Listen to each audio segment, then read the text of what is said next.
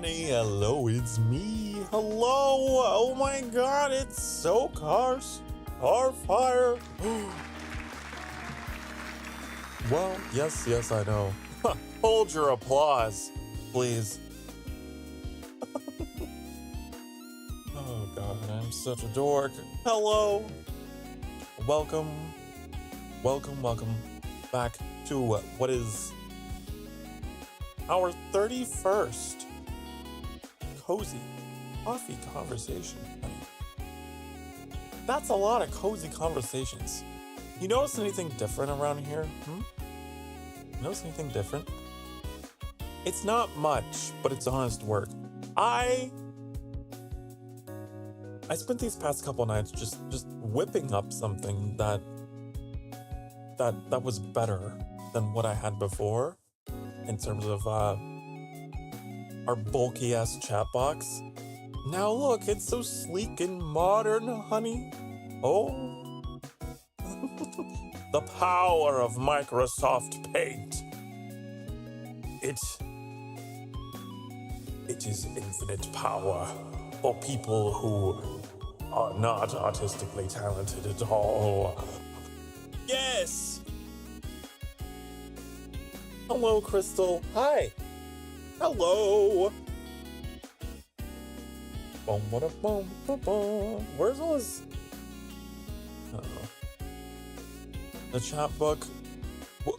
Are you okay? The chat box took Ozempic? What do you mean? What are you trying to say? Are you having a stroke, Annie? Huh?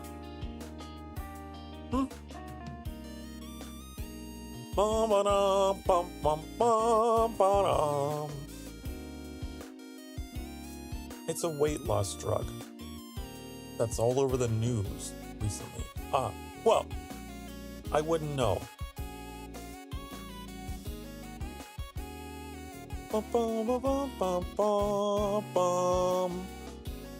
Helps lower blood sugar by helping the pancreas make more insulin. That's the last thing I need.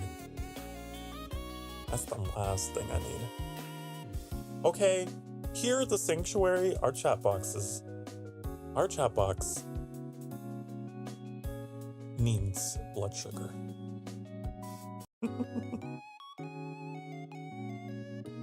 Oh. But yeah, I changed it up because before we had like this like gravestone kind of like motif going on. And it was fine. But I've changed, honey. I've changed. Hello, Nazumi. Welcome in. It's Ikaru. Ika-who? Ikaru? I remember you. Hi, hello. The name changes, but I guess the people, they never change. How's everyone doing today? We're all doing good. We're all doing fantastic on this Friday. You know what I realized? My music. This is like the music that we play whenever we're about to jump into a game. This is not the music we play for long, cozy chats. Pardon me. Let's,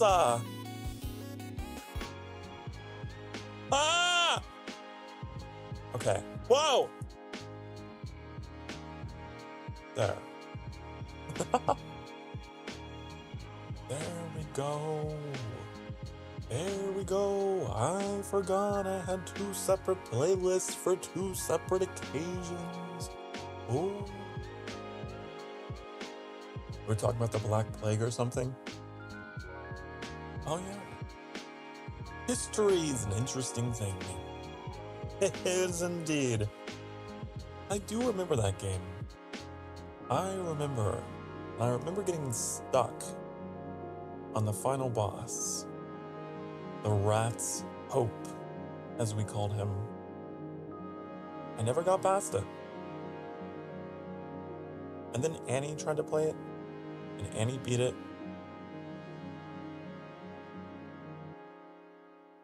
Like, instantly.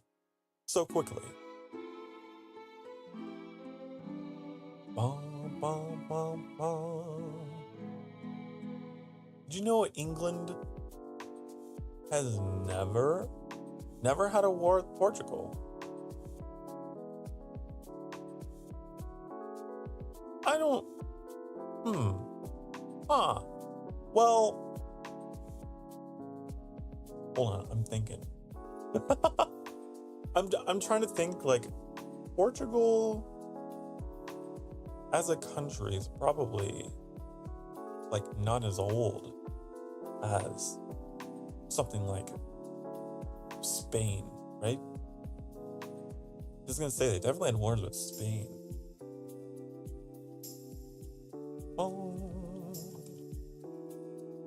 Not me looking up when the country Portugal was founded, established.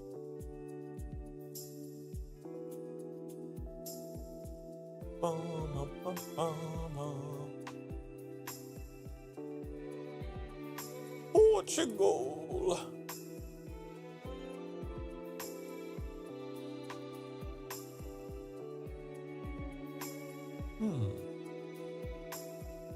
I see.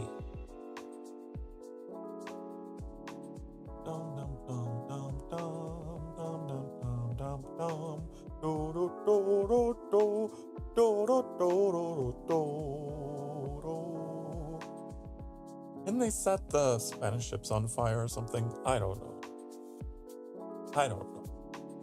There's like a period of European history that is not very well known to me. I'm much more familiar with like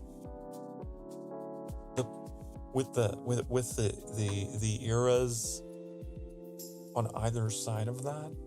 You know, there's like this whole Renaissance kind of time period that I don't really know a lot about.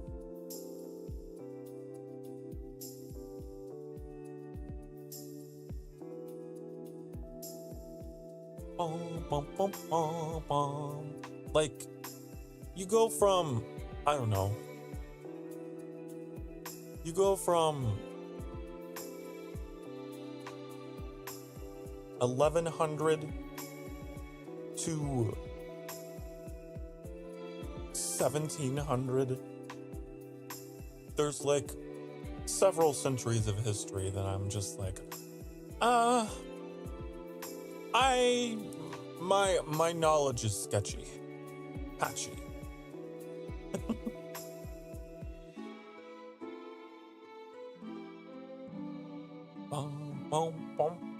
But like early medieval, especially classical history, honey, I know lots. And then like the Napoleonic era onwards, I know lots. Yeah.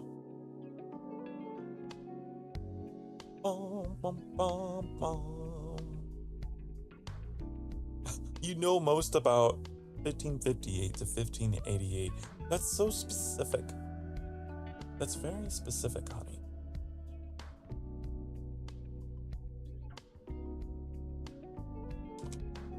What happened between those years that was so interesting?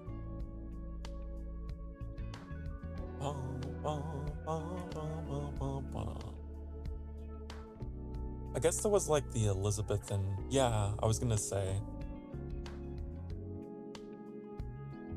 Elizabethan England. Oh, yes.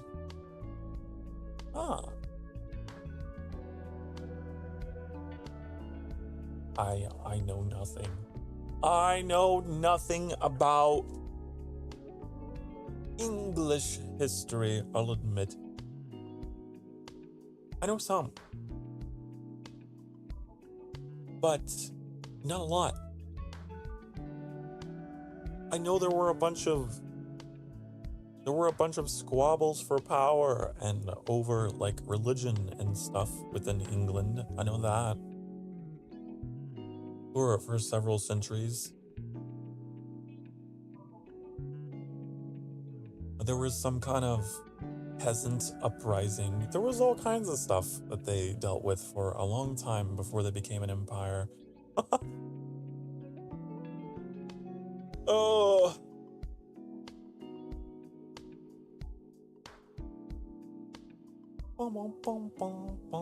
Most of what I do know about like medieval times is like from Age of Empires. I played a lot of Age of Empires as a kid.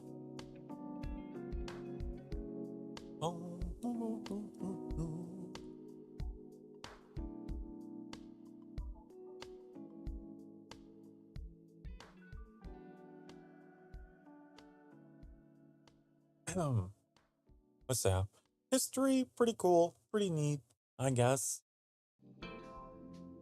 Depending on the history, I suppose. Some history is uninteresting. Some of it can be really dumb. But like, I definitely, like, I've had a good balance of both experiences.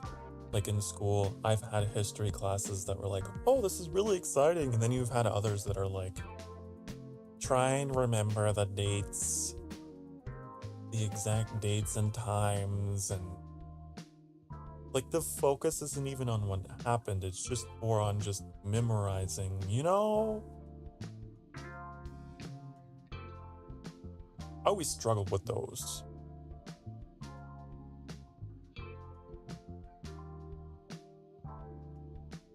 But that's just the world of standardized testing, right?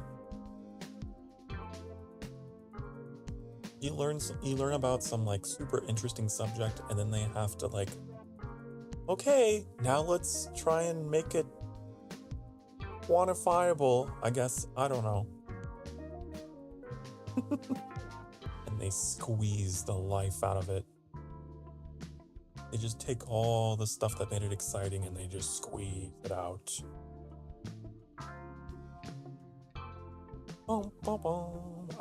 I know that was like always the part of school that I loathed, was like the semester finals and shit.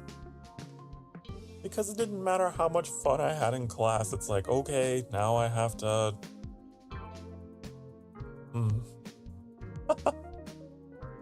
I make sure I memorize.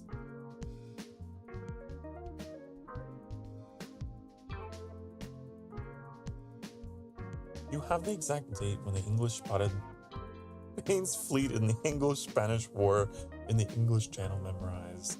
That's very specific. I do know... Let me get this right. Was it the year 495 that the Roman Empire split? I think I have that memorized. Let me double check myself. Or was it 476? I don't know.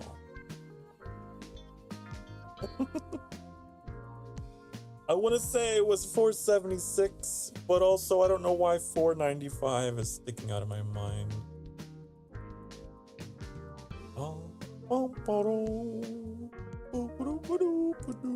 476 is when Rome fell. Well, the western half.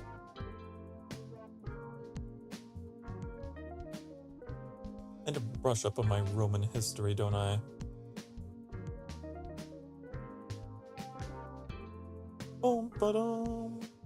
What happened in 495, honey? What happened? I don't know. Something happened. Something notable happened that I've forgotten. Oh well. Oh well.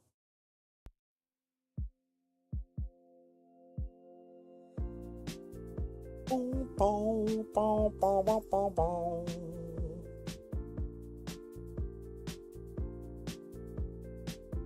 I say like I know so much about the Roman Empire, and then I'm like, I can't remember.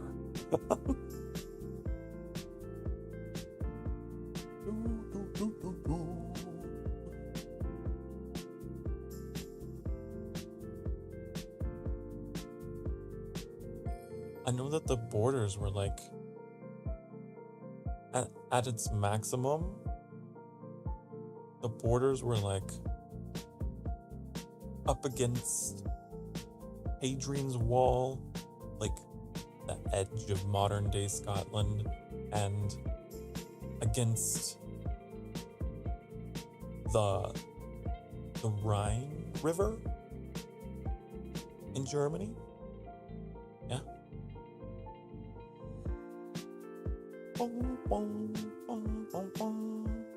Which at that time in history, right?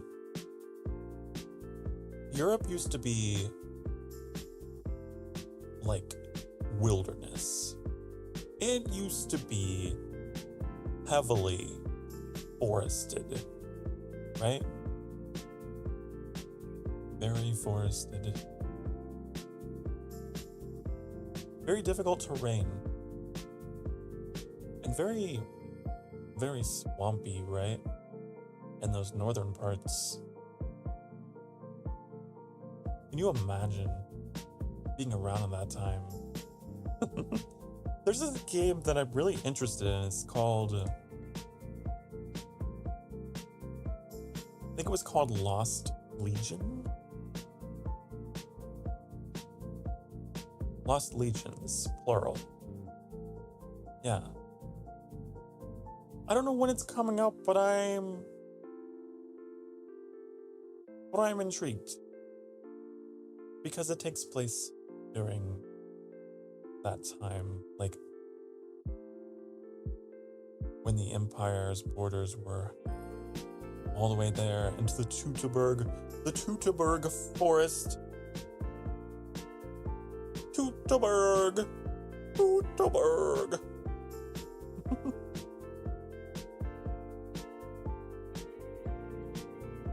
There was this scenario in Rome Total War. If any of you are familiar with the Total War games, there was a scenario in Rome Total War that took place in the Teutoburg forest. And I think it actually covers the same story as in this game I'm reading about. Yeah.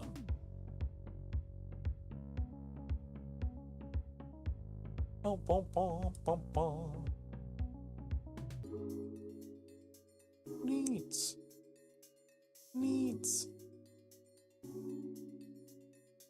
Because like there was an ambush, right? There was an ambush, and then like the legions were lost. The legions were lost in the forest. Oh, spooky. Ooh. They all got separated. I'm pretty sure they've made a movie about it. They probably have.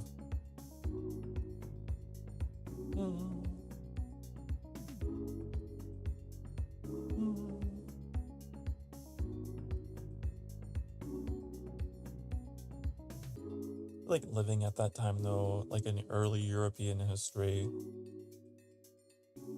would have been a little scary, huh?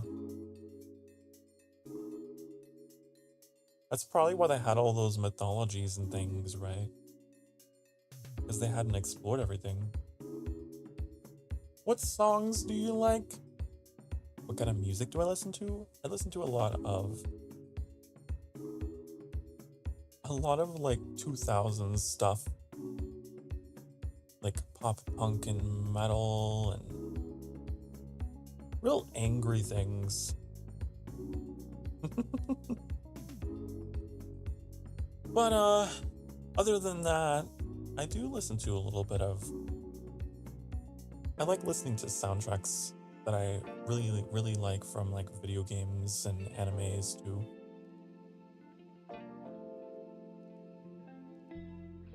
My like musical um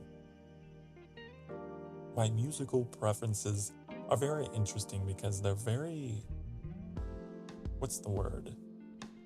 Contrasting. It goes from like heavy metal, angry, life is pain, rah, I hate everything, to, you know, like very poppy, very, you know, like pop music. Go from mad and sad to happy and glad. I guess that's me though as a person, isn't it?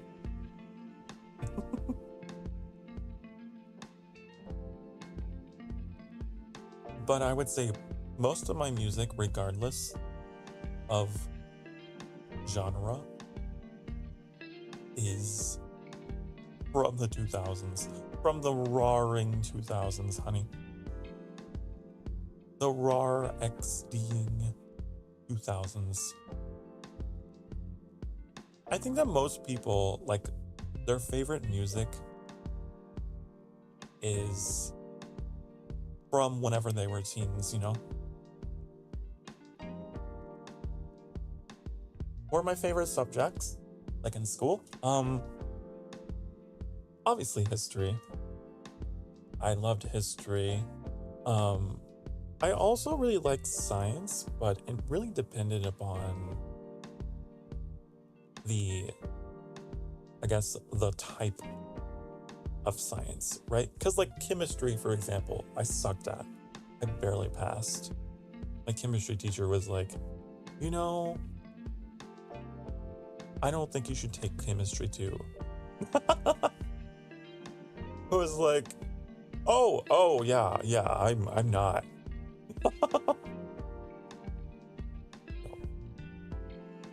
But like, I always had a big interest like in biology and astronomy. I love the things that are real small and real big, the macro and the micro. Chemistry though was like the bane of my existence. I could not understand. I think it was because chemistry required so much math. That was probably why. And it was always really hard for me to pay attention. If math was involved. Unless it involved rockets. Because I really like space. I really do. So I would go out of my way to like learn about Delta V and shit. Like to play Kerbal Space Program.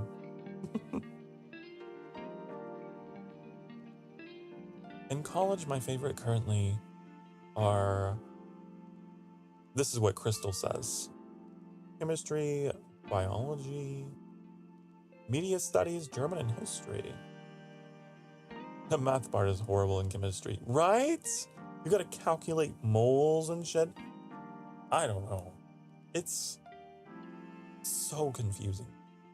I never did well.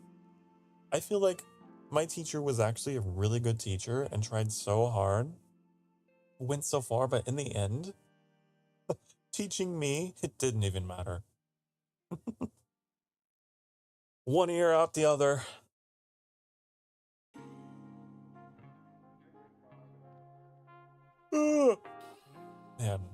Man,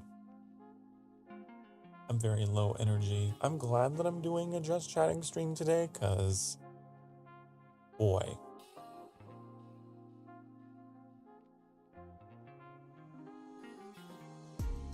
I think I'm just hitting that I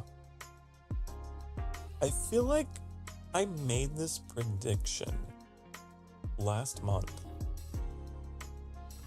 I was like, I generally know the cycle of my brain.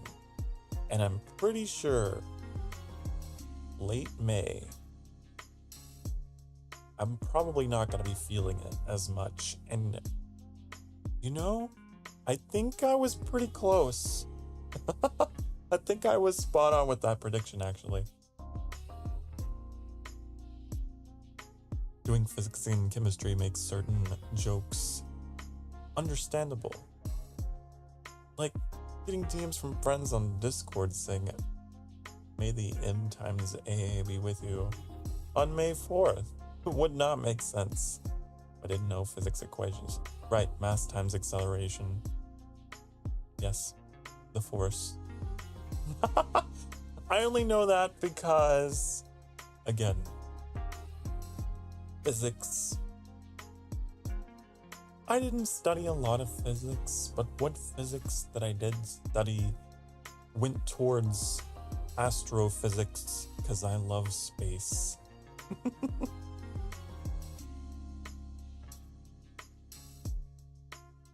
Oh, stretch! One of my favorites. It's not physics, I guess. It's more chemistry. You know when Easter, when all the boomers and whatnot are all like, he rises. I'm like, of course He rises. That's helium. Of course helium rises. Yeah. And then I get lots of criticism from family and friends. Oh, that's just me. Nerd. You nerd! What's wrong with you?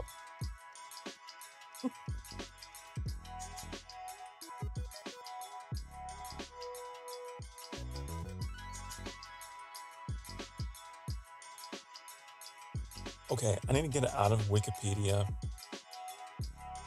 Let me reading the history while I'm streaming.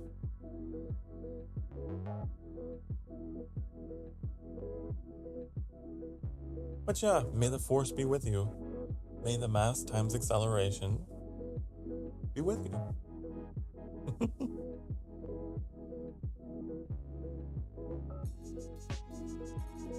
You know, mass and energy are intertwined. You cannot separate them. Not mass. We were thinking of matter. Matter and energy. You can't separate them. Anyways, that was just on my mind.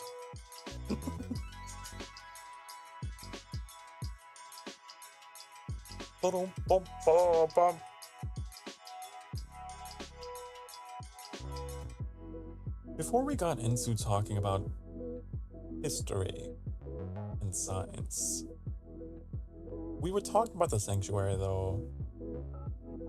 Got ourselves a nice slim chat box. I really want to stop procrastinating and get around to having that like background commissioned or whatever that I've been wanting for so long. Oh, it would really tie things together, wouldn't it? I think so. I also have a small version of this chat box that I made for whenever we play games, like after today.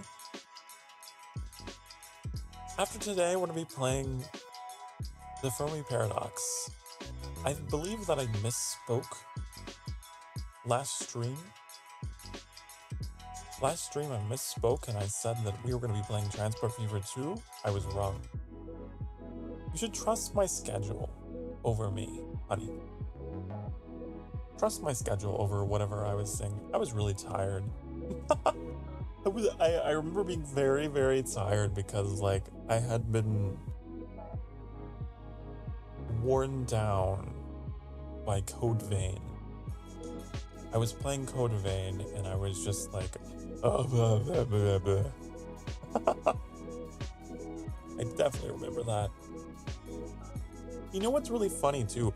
I was rewatching the footage very specifically during that boss fight that I had with the successor of the breath, I think his name was. I was watching that boss fight and my voice was like fading out if I got too loud. I didn't realize that in the moment, but I think my compression was a little too high. So before stream today, I went in and I chipped away at my compression and lowered my input gain hardware aside. So maybe now when I scream expletives at the top of my voice, it won't just cut me off. It was kind of funny though.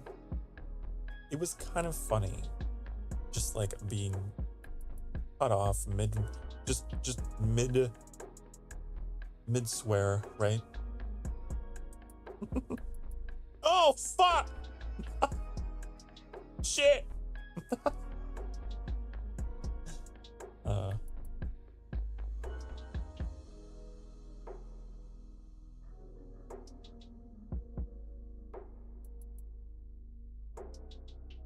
Oh, I'm trying to think. I didn't like I had a coffee not that long ago. I'm just, yeah, I just think I'm out of it. Everybody has those days, right? Everybody makes mistakes. Hello, Tricks. Hello. Your favorite vampire? Me? Me? Aw. I'm sleepy. That's how I am. We've been talking about history and science, and I'm trying to keep up the conversation. I'm trying so hard.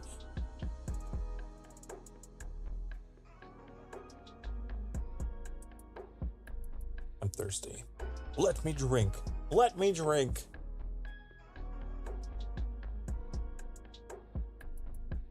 I'm so glad that you're enjoying. Speaking of vampires, I'm so happy to see you enjoying V Rising, Tricks. That's one of my favorite games. But like, you are binging it.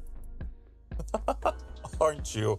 You are absolutely just powering your way through.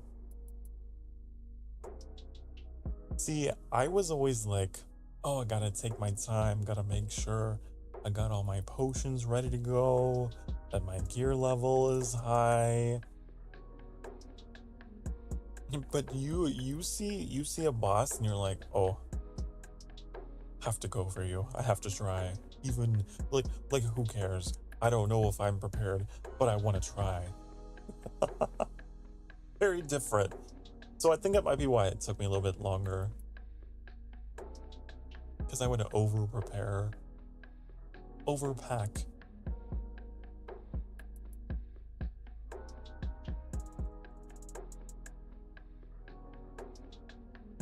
Oh, but you guys got me here until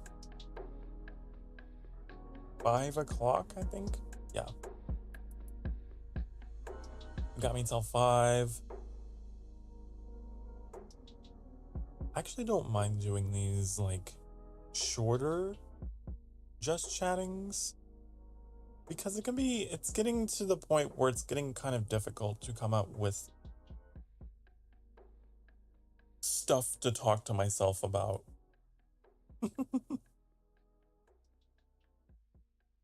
It's getting increasingly harder and harder to find things to talk to myself about, right?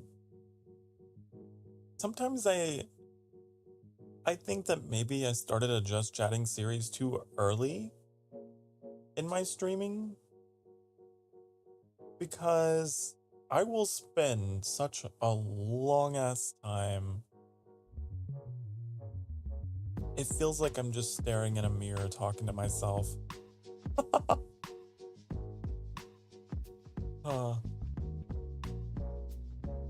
And I can only do that for so long, where I start to get burned out.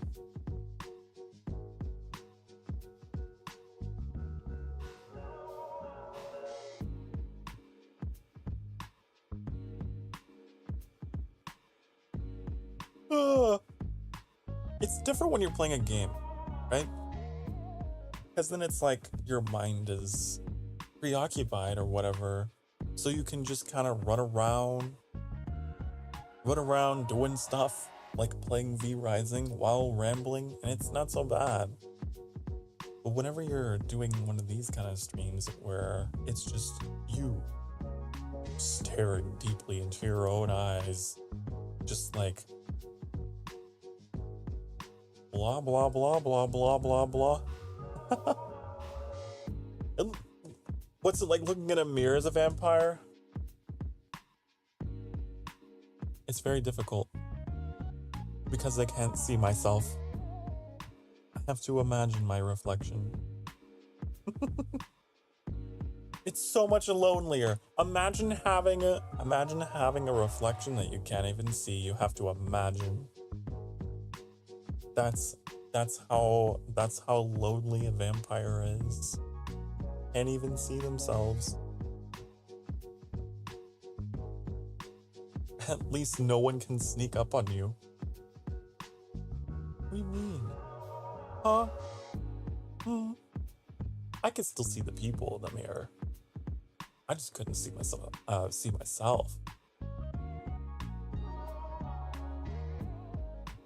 Why does that keep happening? Wait. Now I'm fixating on like details.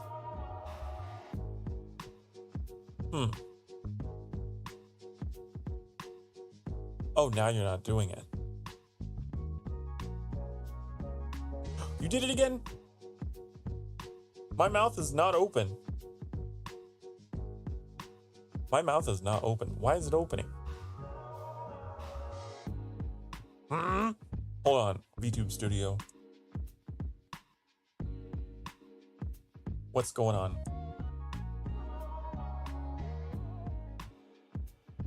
I want to know.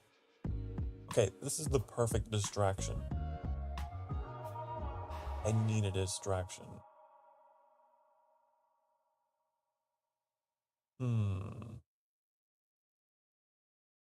Okay, let's try this.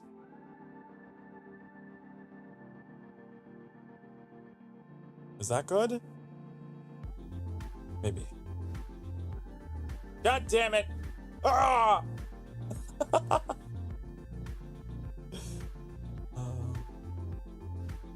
Oh.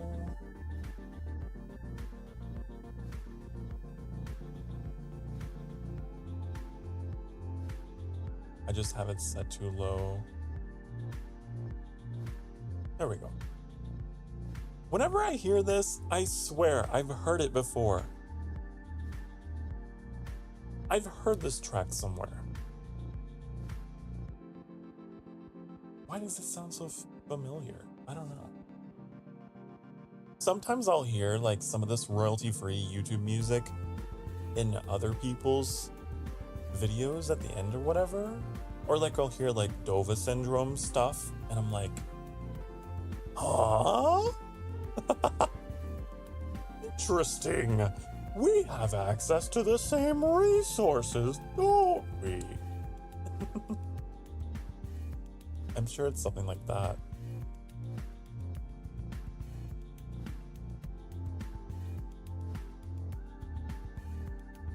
Leah! Oh my god, hello! Hello, what's with the shield and the sword? Why are you approaching fully armed? Hello! Hi! Everyone needs to get in here. It's in the stream title. Get in here. Keep me company. Get in here. Get in here. I need it. I need group hug today. Is that just part of your name? Or, wait, did you just add the shield and the swords to your name? You did, didn't you? You did.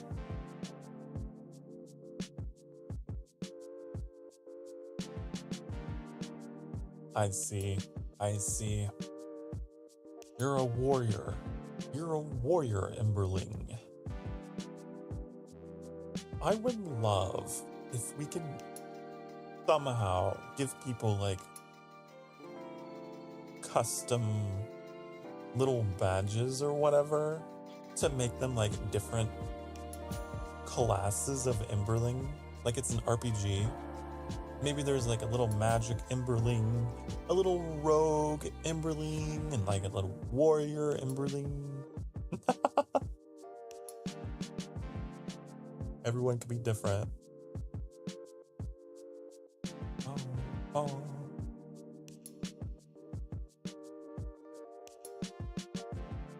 But I don't think that's possible. That's probably more of a Discord thing.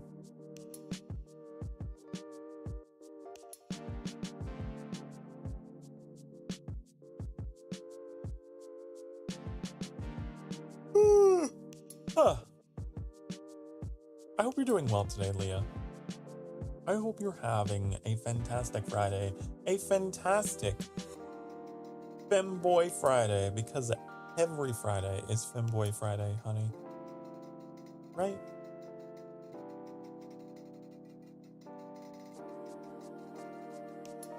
Rick says, I would be a rogue for sure.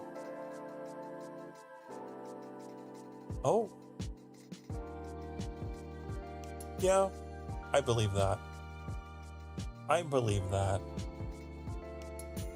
You're a little rogue. You're always like trying to get into places you shouldn't be way before you're supposed to be, and just like, ha, I can min-max this. Watch me. That's typical rogue behavior. Watch me get these crits. Watch me roll. Now watch me nay-nay. Now watch me roll. Is a VTuber Oshi I watch? Who's your VTuber Oshi? Are you saying, wait, are you saying you're watching your VTuber Oshi? Are you saying that I'm your VTuber Oshi? Or am I crazy? I'm very good. I like to think I'm very good at translating. Femboy? Every Friday is Femboy Friday, okay? It just is. We celebrate. Rick says, I would say I'm fighting bosses with low-level weapons and armors. Yes. That's you. Who cares about the gear? Who cares about the gear stats? It's all about the skill, right? It's all about the luck.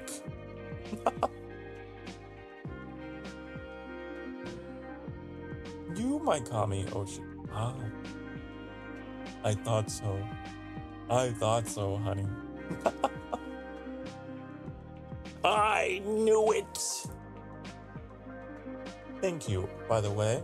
What an esteemed position that I hold. I appreciate it. You, my Kami Oshi, is the VTuber Oshi that I watch.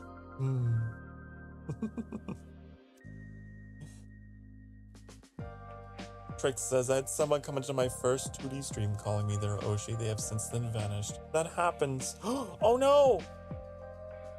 I feel so bad, Leah. I had my streamer bot turned off. Let me turn it on. You can head pat me because I had it turned off. Come on. You have a copy of streamer bot already running. What do you mean? Oh, I do. And so I do. I just... Okay. Let's try it again. Ah, I fixed it. Yeah. It happened again, didn't it? I heard that. I'm a perfectionist about my audio. And I don't know, I guess I'm just a loud person. I guess my deaf ass is just very loud. So like, I have to have my input gain much lower so that I can reduce my compression as I've overcompressed. I was talking about how in Code Vein, my compressor was like kicking in every time I would swear. I was censoring myself unintentionally because it would kick in while I'd be like, fuck! Except you wouldn't hear the full word. You would just hear, fuck!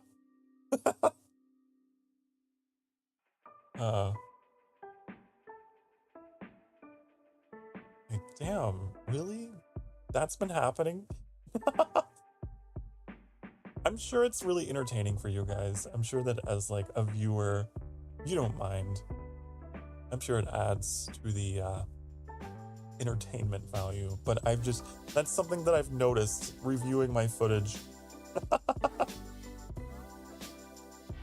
If I hit a certain volume. F word! Bah!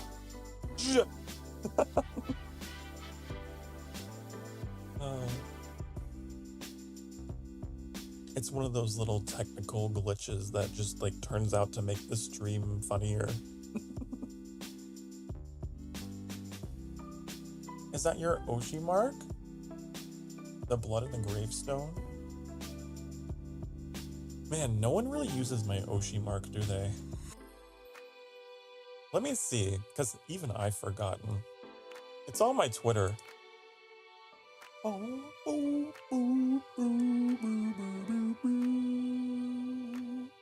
It might be on my YouTube bio. I don't know. Let's see. My Oshi mark is...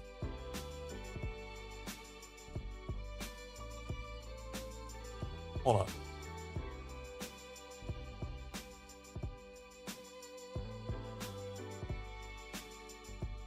This.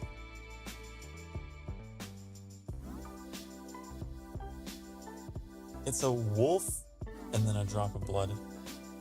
A wolf because it's a canine, like a jackal. They don't have a jackal in the emojis.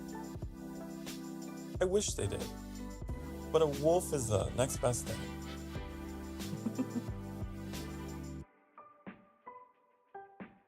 Boom, boom, boom. It used to be an onk because like when I debuted, I was like obsessed with my lore, right? I was a big old nerd and I was like, huh, it's just like Egyptian mythology or whatever. But the problem with that was that the onk emoji was not consistent. I noticed it was one of those emojis that like constantly changed and might not even have been supported depending on your device or whatever. It was a weird symbol, right? So I was like, I gotta change it. I have to.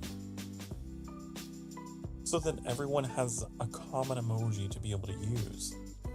And I had to sit down and think of like, okay, what could I do instead? And I thought, oh, you know, I guess a feature that really sticks out is my ears, right? The woof woof bark bark, I'd say. That side of me has come out quite a bit, so I went with that. The Jackal Boy Vampire, I feel, is the best way to describe me to people.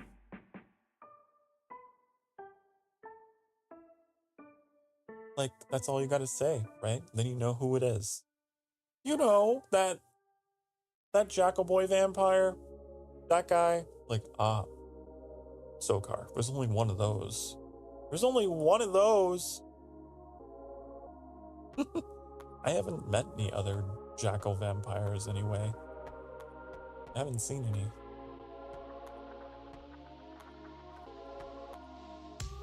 And the heart, I love that like middle heart. I love that so much. Because of the CSS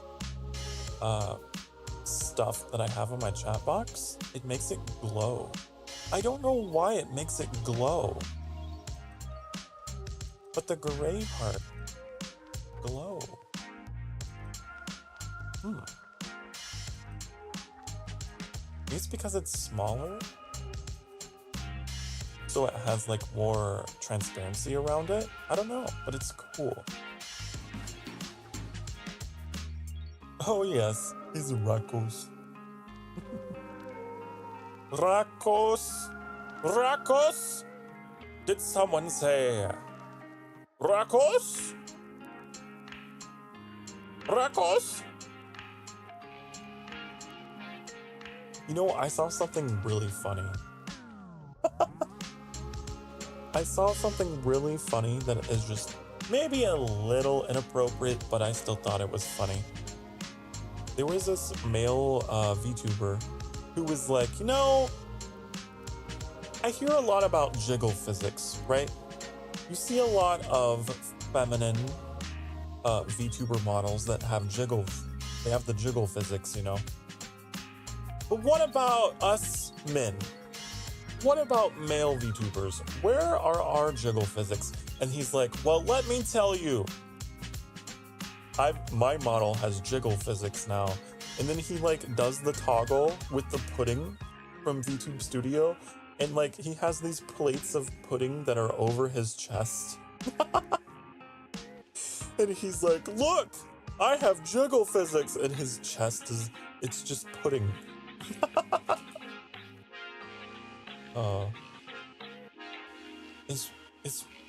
It sounds really stupid, and it probably was, but it made me laugh. Cause like, you know, you're expecting something a little more, you know, but instead, his chest became pudding. What the fuck? Exactly. That's what I said. He became Jello. He became Jello. Your model mommy asked if you wanted chest jiggle. A chest jiggle. I don't know. See, me personally, I think that male VTubers that have that, it looks a little weird to me. It makes me think of like Terry Crews. You know those like commercials? You know those commercials with Terry Crews and like the Old Spice body spray or whatever? Old Spice body spray gives you the power of the sun! And then he does that thing. Maybe eggplant jiggle? No, honey. I don't think YouTube would like that. I don't think YouTube would like me for that. They'd be like, Sokar? No. Sokar, you violated the law. Pay the court a fine or serve your sentence. Like those Imperial guards from Oblivion. One VTuber has it? Oh, honey. Really? Really? Oh, man. That's really funny to me. I can't be any kind of way about that. Good for them. I hope that they're having success. I wish them well. I hope they haven't gotten in trouble or anything. Oh my goodness. I remember seeing a video. It was like of Zelda. I think it was Breath of the Wild or Tears of the Kingdom, one of the two. And the video was like, Link has, these physics in the game, but it's like very obscure. Like you don't really see it, but you see it in specific contexts. So like if Link just like gets launched into the air, just dies and falls over, he has jiggle physics, in that area. He's got the eggplant jiggle. And this video went viral. And people were like, oh my god, I can't believe Nintendo, rigged Link to have those kind of physics. But he's got it. He's got the jiggle. For some reason. Speaking of Genshin, Child, when he shoots his bow, he got the jiggle. Don't you love it whenever you find a character that has that unexpectedly? It's like, what deviant programmer, was just like,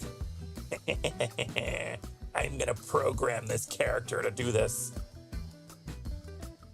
just because. Oh, it's like a little Easter egg for the players to find later.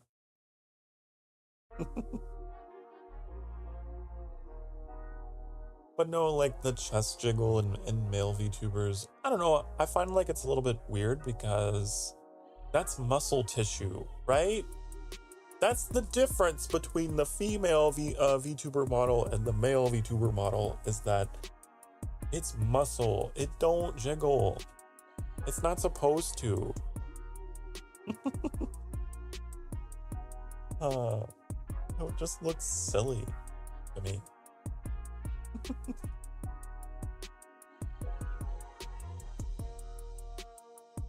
Bom, bom, bom.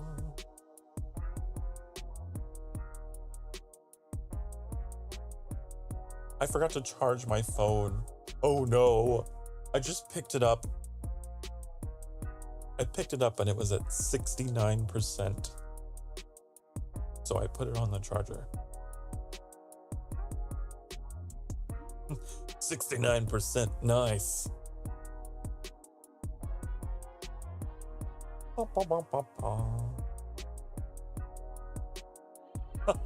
I knew you were gonna chime in with the nice. I knew it.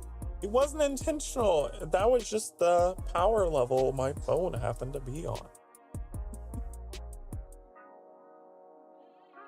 This phone can hold a charge for a long ass time though, which is great because I forget all the time to charge it. My last phone would get close to death all the time because I would forget to charge it, and it didn't hold its charge as well as this one.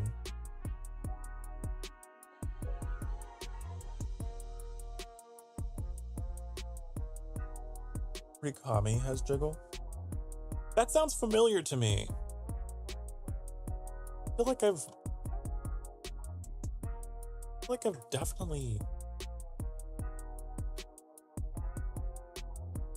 heard of him. I don't think I've ever actually watched him though.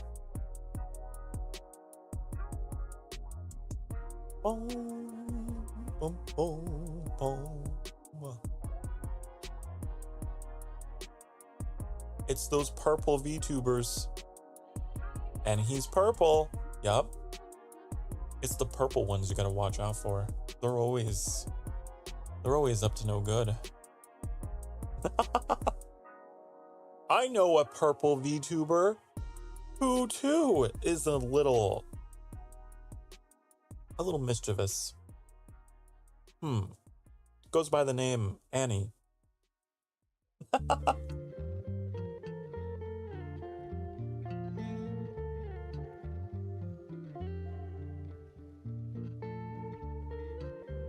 Oh, stretch.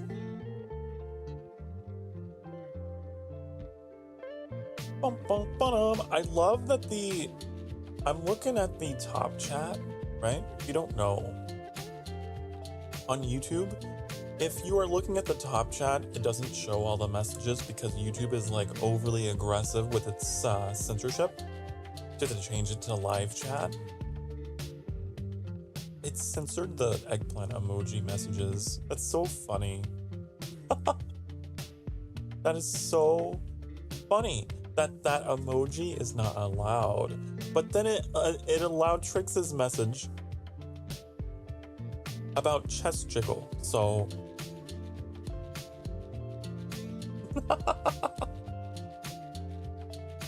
YouTube is weird. That is exactly why I have my chat box set up in my OBS. So it pulls from the live chat instead of the top chat. Top chat's dumb. Top chat is dumb. Because it just censors everything. When I first started streaming, it was censoring people for like stupid stuff. You weren't even allowed to like say like, but YouTube would be like, no, we can't have that in the top chat. Get it out of here. The peach emoji. The peach emojis. Wait, that's inconsistent. YouTube, you're gonna censor the eggplant emoji, but you're not gonna censor the peach emoji? You're not gonna censor the emoji that means ass? That means butt? Okay, sure. That's really funny, Leah. Oh, if you put both of them in. Ooh, that's an interesting experiment. You put them both in, it went through. I'm so confused. I'm really confused now because now if you put them both in, then it works. I see. I don't know. Every top needs a bottom. That's the lesson we learned today. Otherwise, you're not allowed. If you go in without the peach, YouTube is like, nope.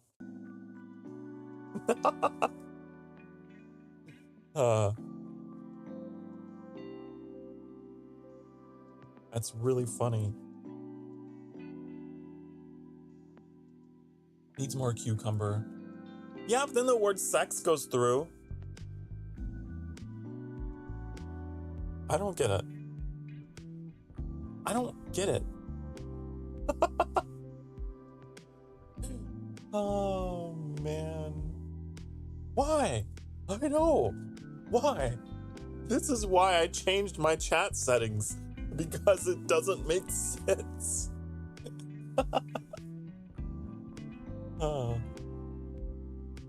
Cucumber.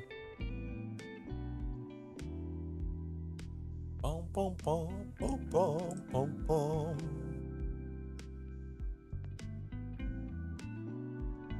Is it because you put the word jiggle next to the eggplant emoji.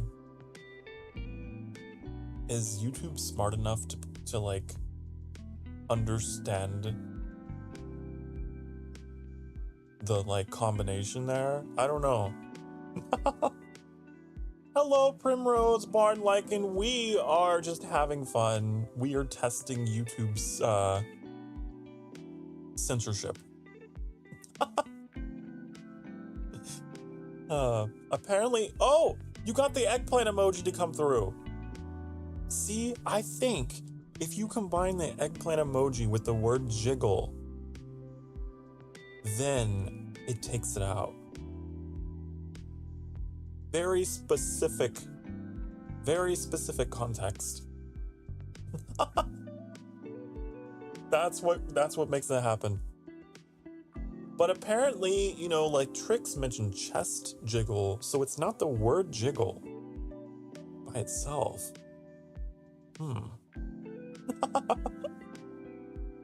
This is the real science that we do here at the sanctuary. Oh, whoa. Oh, whoa. Ew. I have that sound effect somewhere. I don't have it set up, but I do have it. I had this whole idea for like sound redeems, right? When I first started streaming that I have set up, but it requires points and YouTube doesn't have points. I mean, it does, but it gives viewers points in a really weird way. That's based on chat messages, not active viewership. So all it would do is encourage spam so that people could do the sounds. But I regret doing that. Was just curious. Oh no. No, they seem to have a love for the ooh-woo, oh-whoa culture. You can ooh-woo, oh-whoa all day long. It's okay. Nothing inappropriate there. Which, you know, I agree. I don't think there's anything wrong with that.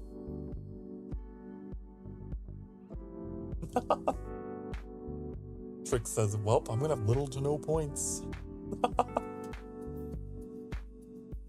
Oh, whoa! Not the finger point thing. Oh, I hate that. Oh man, it's so funny. It's so funny. There's it just brings to mind.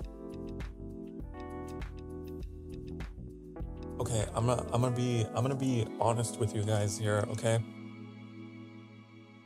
So I have a love life. I have a dating life, believe it or not. And those guys that use those emojis, honey, use your words. Use your words. Talk to me, please. They got trouble opening up. Ooh. Lycan says, I remember the "oh whoa pounces on you" meme and it makes me physically recoil. Oh, that one. Are you talking about the rubs your bulgy woolgy? Is that the one? I think I know exactly what you're talking about. One of my favorite GTA roleplay, like no pixel roleplayers, used that line on someone like in a phone call to just like to prank them. It was so funny seeing his reaction. He just went deadpan, just looked at the screen. It's like, oh my god.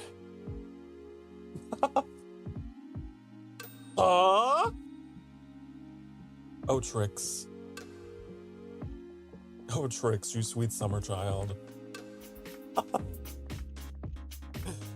Man, you guys are making me feel so naughty that I know these things.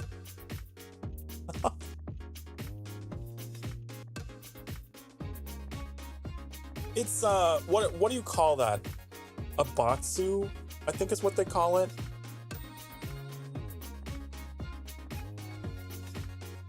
I think it's like, basically it's like something that, you know, your friend dares you to say, like, okay, you lost the bet, so now you've got to say this really cringe statement and like post it or tweet it or whatever, right? I think it's called a batsu. And one of them is this one. It's like super oh whoa ooh woo cringe. Like whoever you say this to is gonna like not want anything to do with you for a bit. And it made the rounds for a bit. People would challenge each other to say this, especially like in Grand Theft Auto roleplay, because you know you can just like in game call someone, right? You can just call someone and then just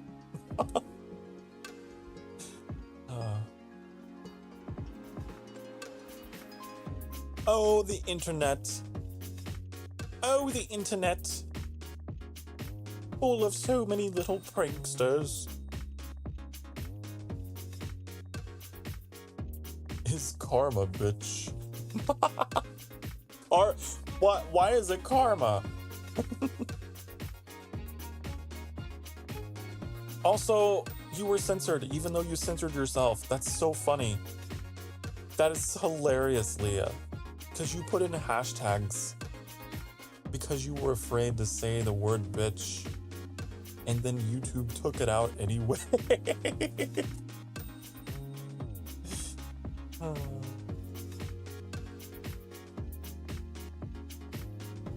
The cringiest thing I ever had to do for a prank is drink a McDonald's hot mustard cup. Ew. That sounds like a harrowing experience. That sounds awful.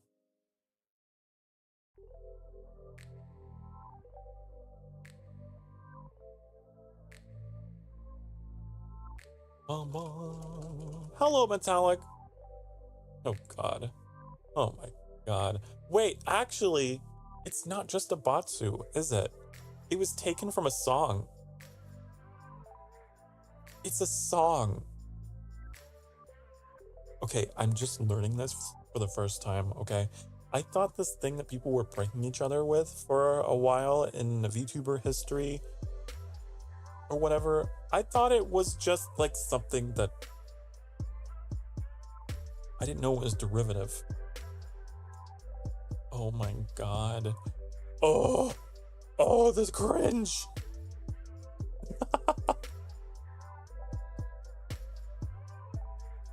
OMG. Urban Dictionary, you keep me educated. So the song is called Oh Whoa, You're So Warm. That's what it's called,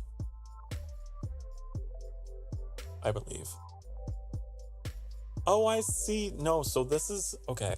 So the copy pasta was turned into this like really bad cringy rap song.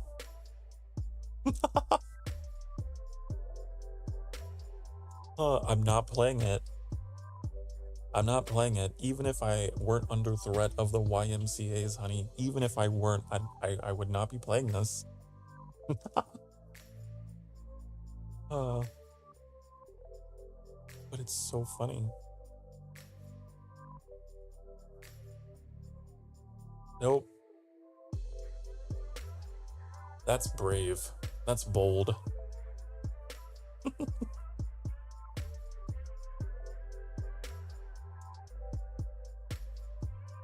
And the fact that they do it like in that like anime girl voice too. So they're like, oh, whoa, you're so warm. Nuzzles pounces on you. Take me home, pet me, and make me yours. That's all you're getting from me. That's all. The full thing is an absolute cringe fest. What are we talking about? We're talking about the uwu Owo pounces on you meme. And apparently there's more to it that I didn't know. There's a lot more to it.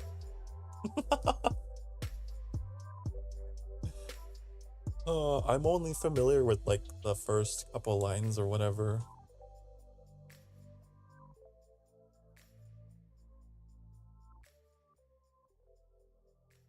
Oh, whoa. No.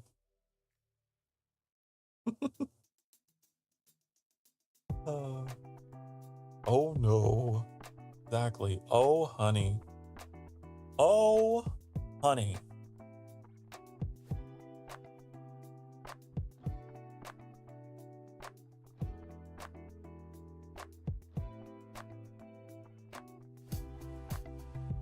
Bum, bum, bum, bum, bum. The thing is, like, those kind of songs and memes and things are just, like, they're intentionally supposed to make you uncomfortable, right? But they are a little stereotypical. I've actually gotten to know people who are like in the furry community, and they're not like that. They're like, they're really sweet, intelligent people. But you know, there's like stuff out there that just like goes to the extreme with it, and it's just like,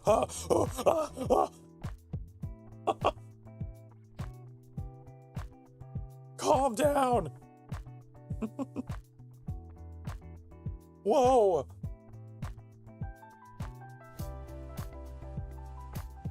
I suppose it's no different from like the stereotypes out there that are like,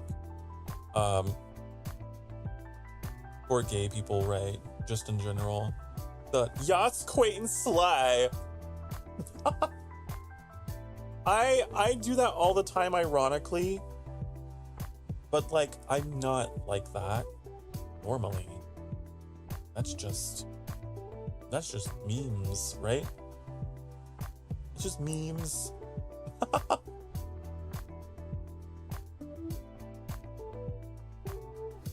But I will say, I do like it that like these communities can take those things in stride and just like turn them into jokes.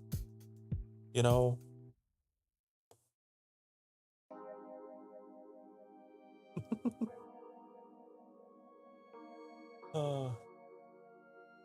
Hello, Zero Winter. Hi. Hello, welcome. Welcome to, I don't know what this stream has become. I really don't. I don't really understand anymore. Talking about internet culture. Oh, the beauty, the wonder, the cringe, the fun. Ooh. Oh, but Zero Winter, I can't believe you've been here. You're still here. I was thinking about that the other day because, you know, Transport Fever 2 is in the schedule. Tomorrow after our Valheim collab. However long we go, I don't want to like make it like a, because like I know I set a time,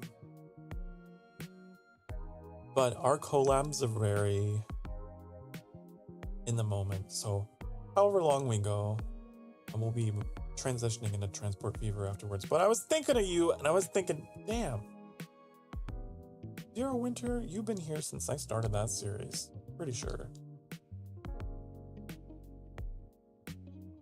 Ooh. I have the screenshot still. Sub 19. Sub 19. Isn't that crazy? I'm gonna give you a round of applause. That's a long ass time to be here. be putting up with me for that long, to be interested in my content for that long. Wow. I've seen a lot of people come and go, not gonna lie, from the early days. And you like, I wish I had like an achievement system. I could give people achievements. You're one of my older Imberlings.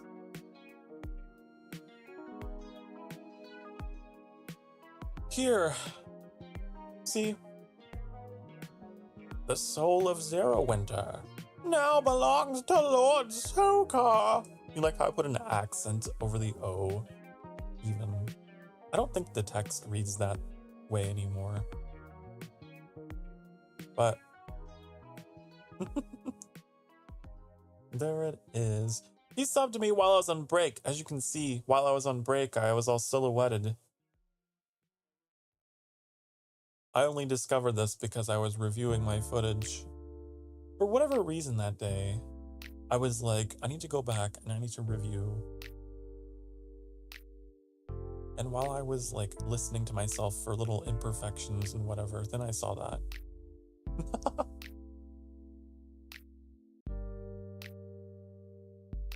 Sneaky. Sneaking your way downtown, sneaking past. Sneakity, sneakity, sneak.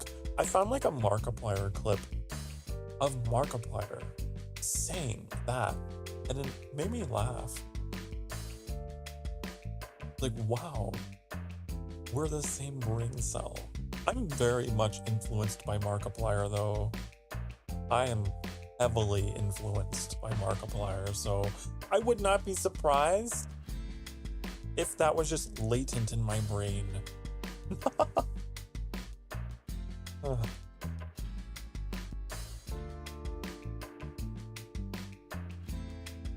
You can pay me back by giving me the blue name.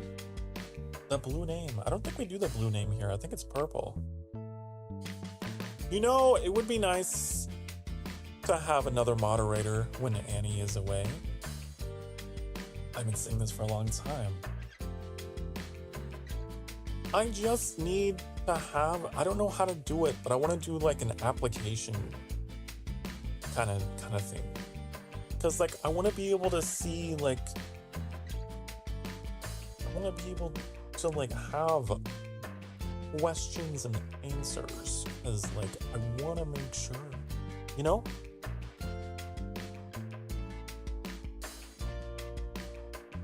I want to be able to ask things like, how available are you? How active are you? Like, how often do you watch my streams? Right? Because I want a regular viewer for sure. I definitely want someone who's been here for a long time, like Zerowinter. You've been here since forever. I don't want to be modding people who are fresh in, don't know what I'm about. So yeah, I don't know. I don't know how to do it. Would it be like a Discord thing? I might have to... Oh, I don't even know if you are. Are you in the Discord? You are.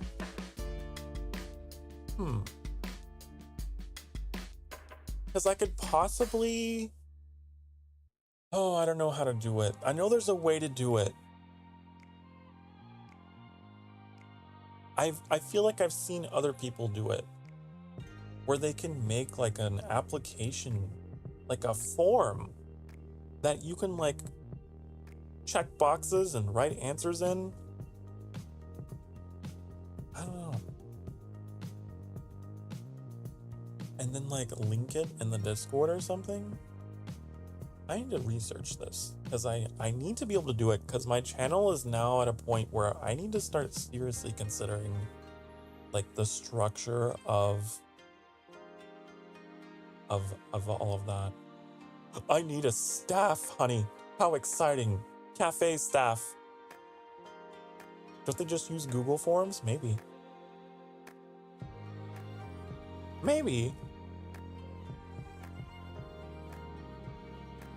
Maybe we could use Google Forms to make like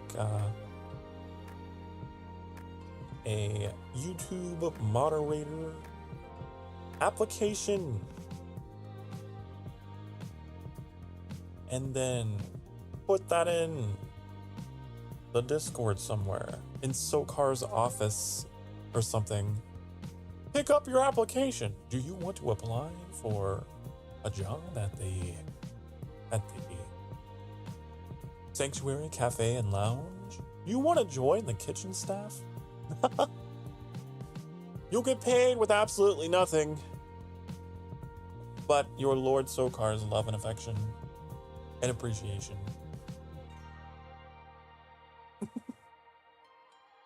So yeah, I might do that. Just to make sure we get in the best of the best. You know what, Tricks? I don't know if you are familiar. Are you familiar with YouTube moderation? I feel like it's a no-brainer to moderate, to make my fellow content creators into mods, right?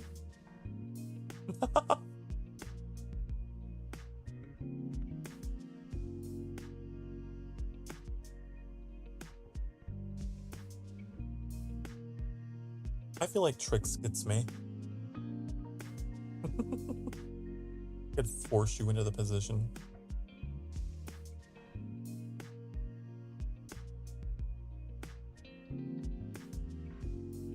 Zero? Don't you have Zero, don't you have past experience? Not to brag, one of the mods for someone with 26k. What are you doing in my channel, Zero? I'm honored. I didn't know that. You're a moderator for someone that's got 26,000.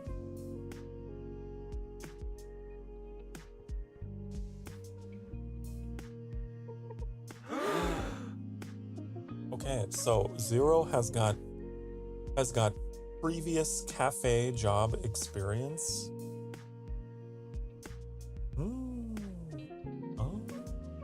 Oh, interesting. Interesting. I might not even need an application for you, Zero Winter. Leah says, bye, I'll see you in 2 weeks. 2 weeks! Okay, enjoy what I assume is a break, a vacation of some kind. I don't know. But I'll see you on the other side, honey. Mwah! Thank you for dropping by, Leah. Always appreciate it. Have a good 2 weeks. Oh, you're going to the beach? Oh, honey. Ooh. I've never seen the ocean. I'm jealous. I hope you will enjoy the ocean for me. I hope you'll think of Sokar. Okay? I want to see the ocean someday. Have fun, honey. Have fun. You never seen the ocean? I'm from the Midwest, honey. I'm from the American Midwest, and I grew up poor. Okay? I was born in extremely rural America, in the woods. Okay? Dirt roads, country roads, take me home. You know the first, like, residence that I lived in? As a newborn, it was a trailer. It was like a cramped trailer, okay? All right? So, no, I'd never seen the ocean. I was trapped. I was trapped there for a long time.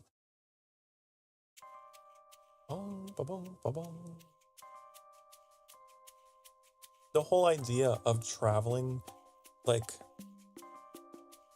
outside my own state, or traveling outside of, like, my own county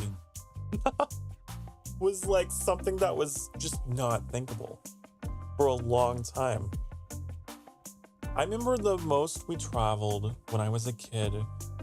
I'm not gonna say where, because I think it's still a little close. But there was this place we go to that was just like a couple counties over.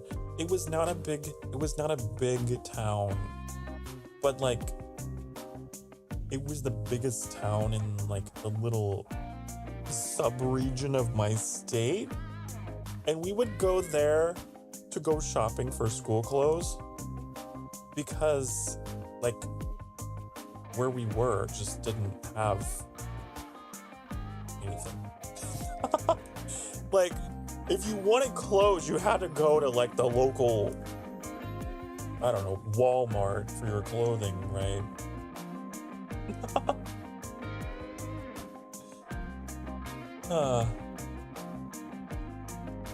I would say who for evidence, but cough cough rule 6. What is even rule 6? C0, you are more familiar with my rules than me. Rule 6.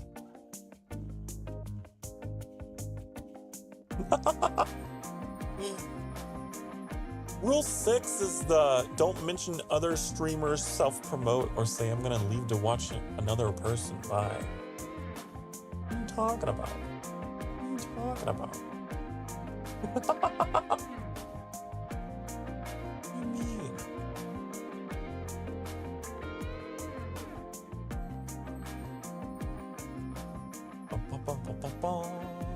Oh, you were trying. Oh, I see. You were referring to the person that has 26,000. Oh, I see. I see.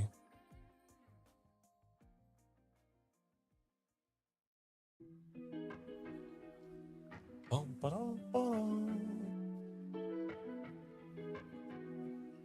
I don't know. I don't know if you should reveal. I don't want to open the door for harassment or anything, you know? Not that I see it as being a problem, but you know, you never know. You never know, Zero Winter. Down the line. Like, oh, it's that Zero Winter guy. I'm gonna find him. Hacker voice. I don't know. I overthink shit all the time. You know, it takes me like a good hour or so to even just like fall asleep because I'm constantly thinking about home invaders and shit and like rare diseases that I may have that I don't have. So I'm like so anxious about that. Everything. I don't want anyone following you home to your 26K cafe. You ain't like closing goddamn doors. I chimed in.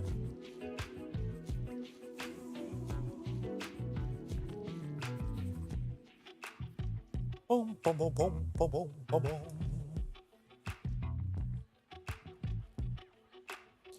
Moderator. Yeah, but also Trix, I figured Trix doesn't really know a lot about YouTube. So I don't want to pressure him. I'm curious, Zero, this moderator experience that you have, I did not intend for my Just Chatting stream to become a job interview, but I have nothing better to do, so.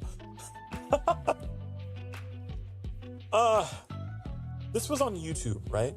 Your past experiences with YouTube, correct? So you know what all the buttons do? You know where to find all the buttons? Yes? Okay.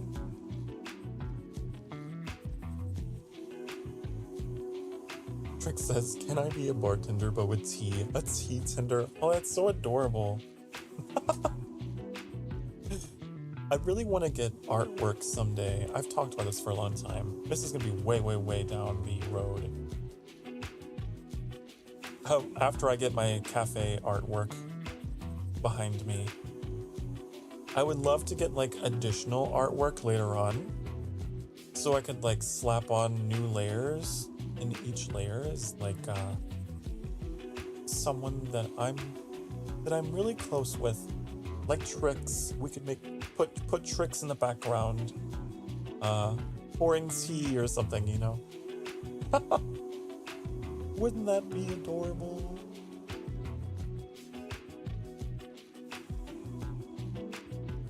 That's not gonna happen for a long ass time, but I really want that to be a thing. I really want the cafe to not just be like an empty looking cafe. I'd like to fill it up over time. Maybe I could put in some Emberlings around the cafe. But again, I'm like, I don't know if I should tell the artists that,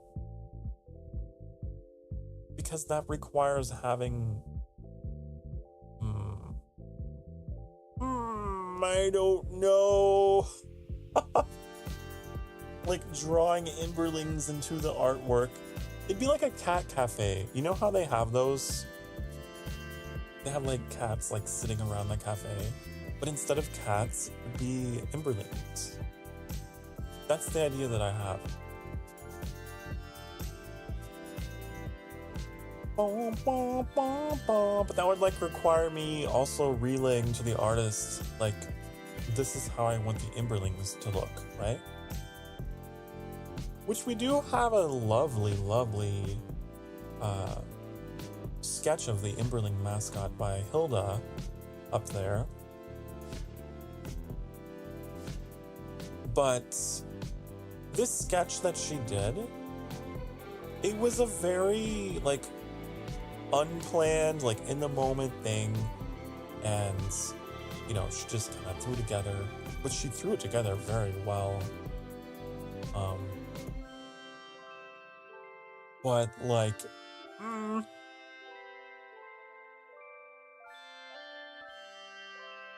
I don't wanna upset her, of course. But like, I would love to, maybe I would even go to Hilda again. Maybe I'd just be like, Hilda, can I get you to make a real Emberling now?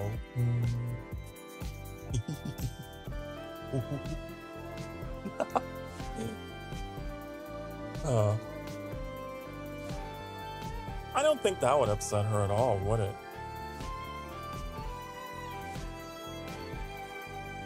But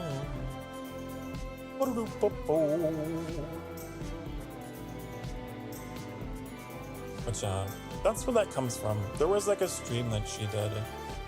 Also, Trick says, gotta run some errands, talk to you later. Okay, go run those errands. Go run those errands.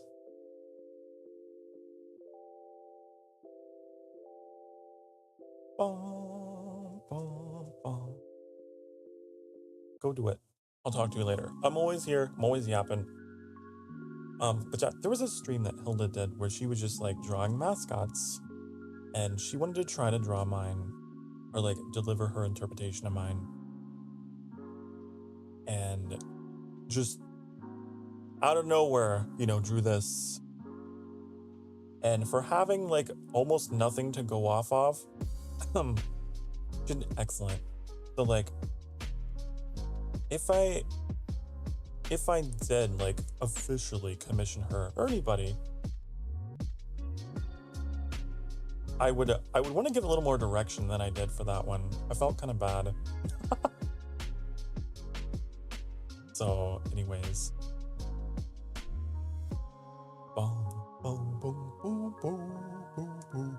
that was just like a for fun thing, you know.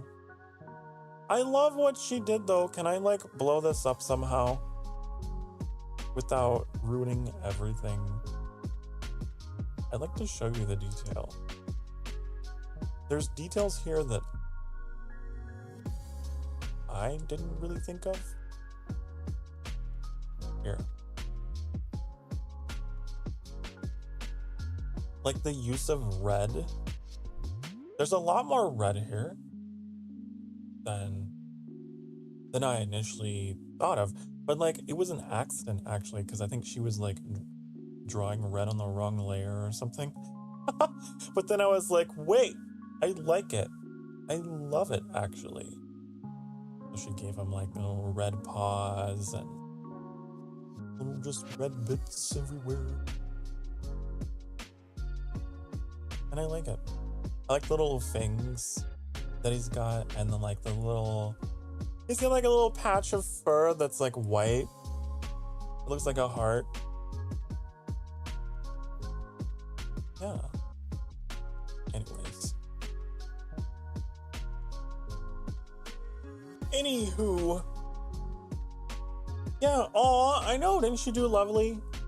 But I'm just saying, Hilda, if you're listening, for my cafe art, I want more. I'm sure you understand, right? Bum, bum, bum, bum.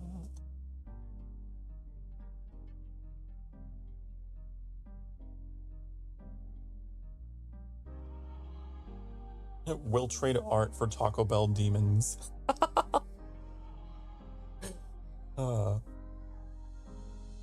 Taco Bell. You know, I haven't had Taco Bell in so long, and I want it.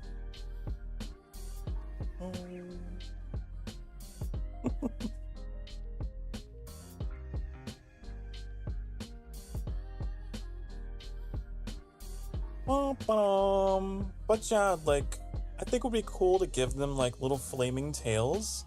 I know that was one of the earlier concepts that I had.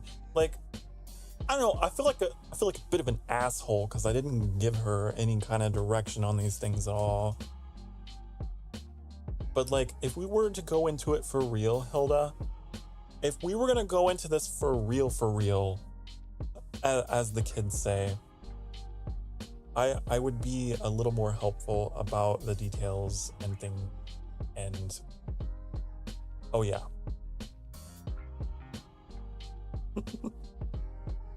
But for just improvising, honey, you did wonderful.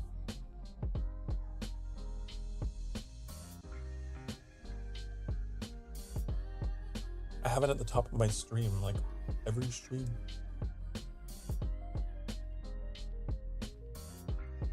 Get rid of that for now. Okay.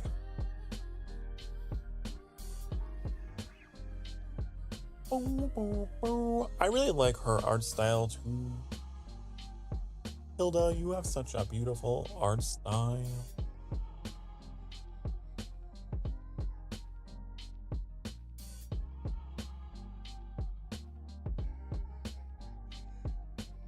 Well, if I ever had an animal mascot, mine would be little bats or chinchillas or a floof noodle. But I've been thinking about commissioning a bunch of art from multiple people too.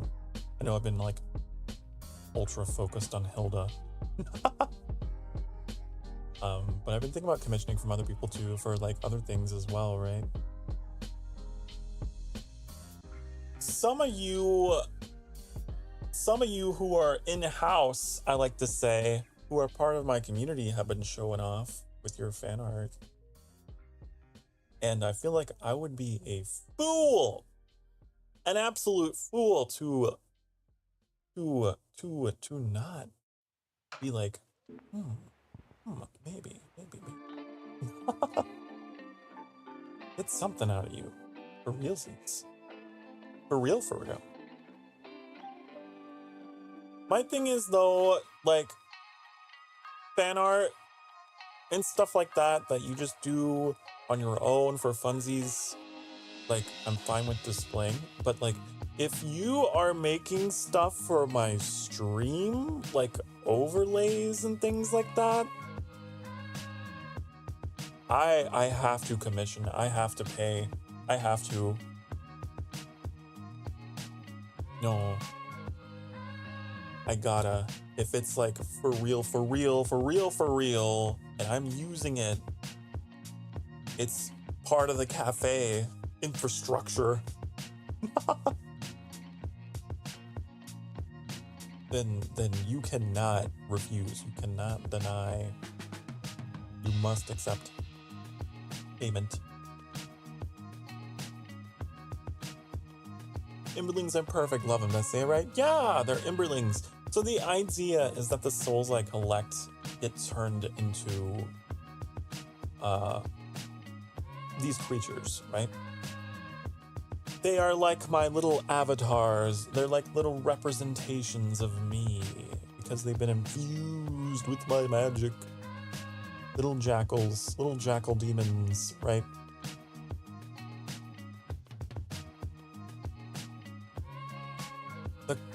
The Coffee Cafe Tycoon game I found is in Discord. Coffee Cafe? Ooh. Ooh. Suggestion box. No place for game suggestions. Yeah.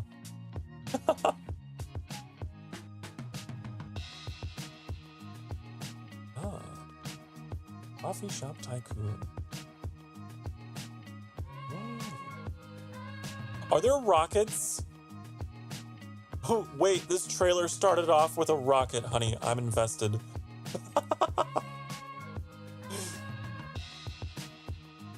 What?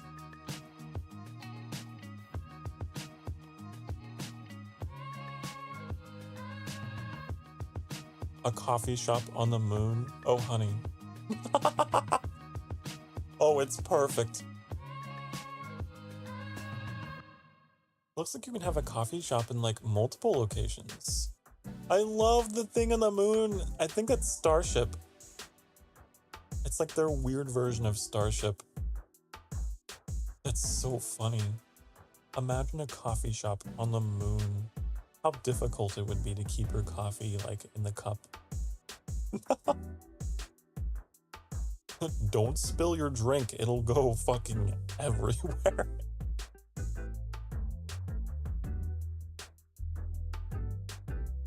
I'm definitely wishlisting this. For sure. I have to actually go into my thingy-do to wishlist it though. You know. Account. There we go.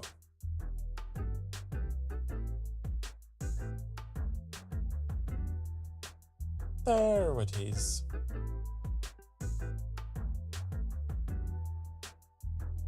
Bum, bum, bum, bum, bum. You like learning the lore?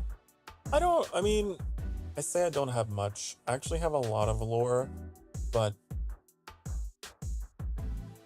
like, I've tried to take my focus off of it because I felt like it was a bit much. It was a lot. When I first started, it was all I was just talking about. I was insane. But yeah, they're kind of like familiars, I suppose. I always wanted to make a niche dating sim that is also a tycoon game, but lacked the skills to make it possible. Honey. I love your idea. Hear me out. Someday, years from now, imagine a dating sim / tycoon game that is set in the sanctuary, cafe, and lounge. And like the tutorial narrator guy is me, honey. Like, hi, honey. Welcome to the sanctuary. Here's a few things I need you to know. Blah, blah, blah, blah, blah, blah, blah. And you gotta work at my sanctuary, satisfy the customers. Oh, yeah.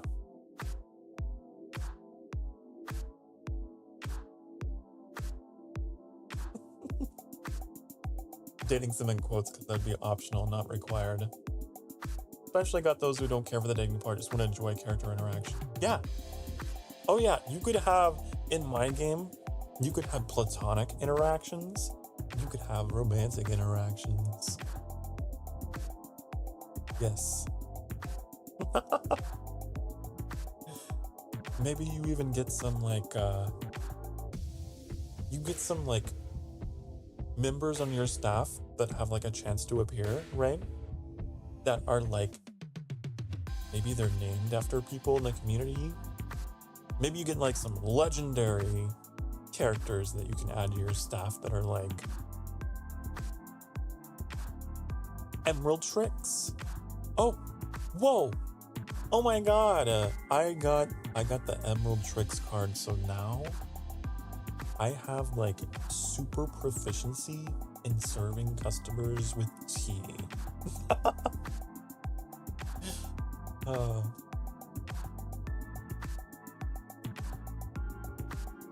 telling you, that would be such a cool game.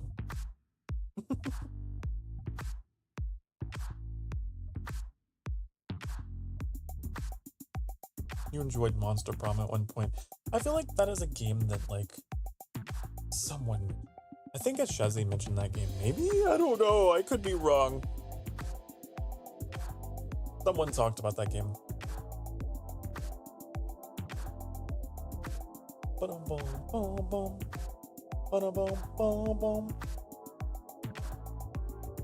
But yeah, like Zero,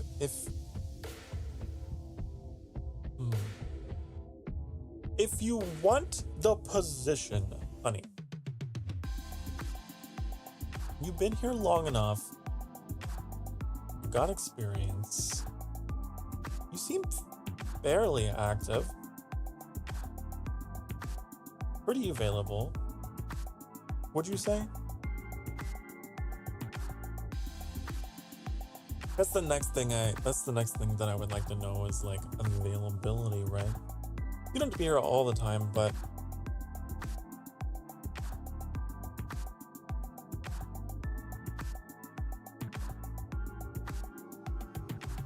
Lycan says, so much so I made OCs for it called Monster Prom Fae Realm. Oh yeah, I forgot. You were the one that loves the Fae. I remember. Not like I've been hitting at it or anything. I know you have. I know you have.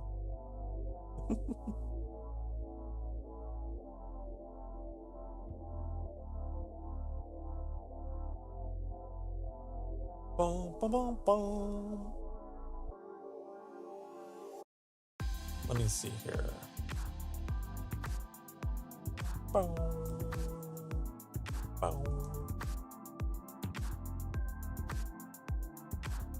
Okie dokie, let's see.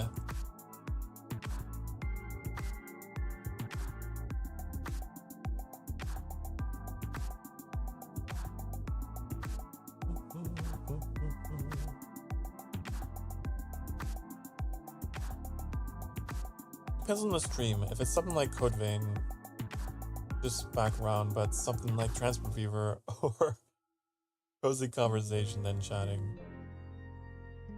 Okay, that's fine.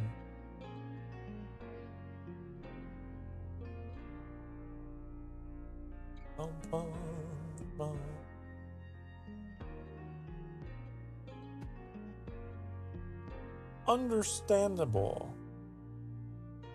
Understandable.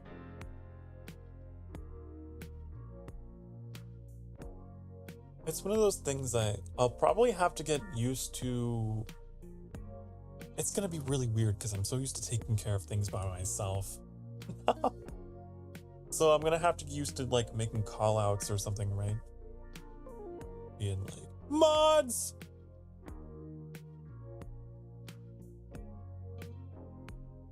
But we can do it. Keeping the background. Just when you hear the word, when you hear the safe word, then you know.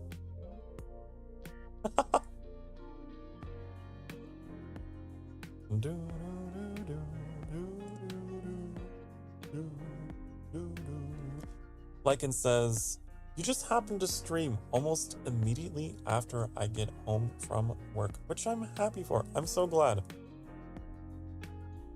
I tried to like tailor a schedule that is not only good for me, but also works well with others in the community. So Good to hear.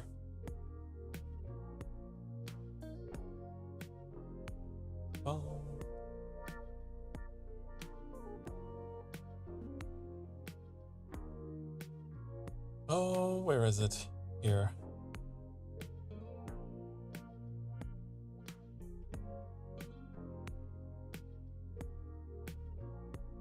Bum, bum, bum, bum, bum.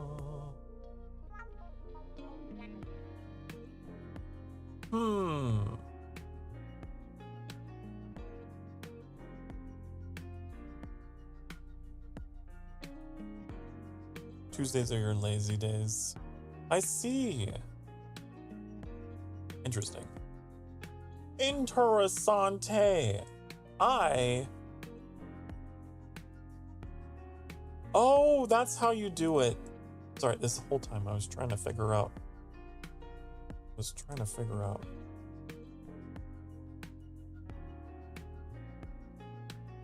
The moderator thing.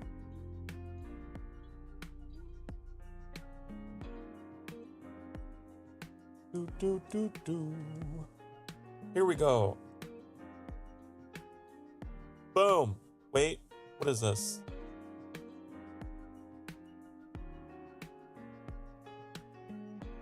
Huh.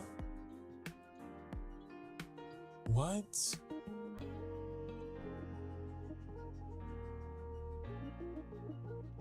That's so weird. Blocked words are a thing. So apparently there's two kinds of moderators on YouTube, which I didn't know. There's the managing moderator, and then there's the standard moderator. Managing moderator can manage blocked words, which I think is kind of silly. Because I feel like that should not be automated. I think it's better that a human handles that than some kind of automation thing. Change chat modes in live. Why would you change the chat? I'm so confused what that means. Change the chat modes in live.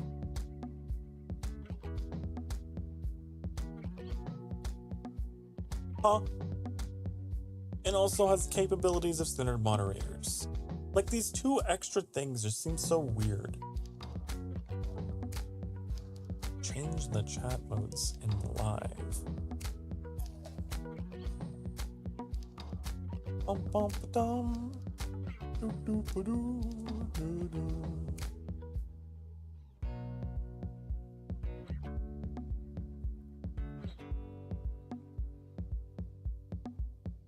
Okay, I'm reading more about it.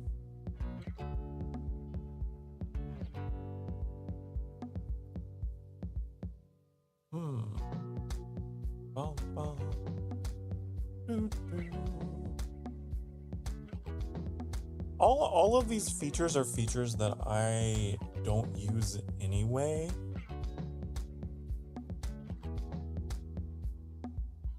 The managing moderator stuff is all weird stuff that I would never use anyway.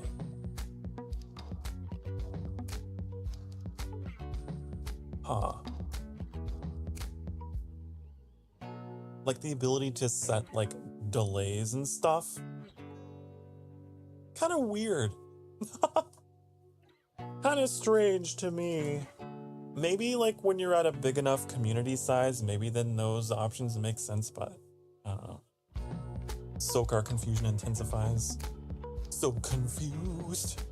I'm so confused. But it's okay, cause I read the documentation, so now I am educated on the subject. Wednesday are call-in days, cause work tends to be short-staffed on Wednesdays.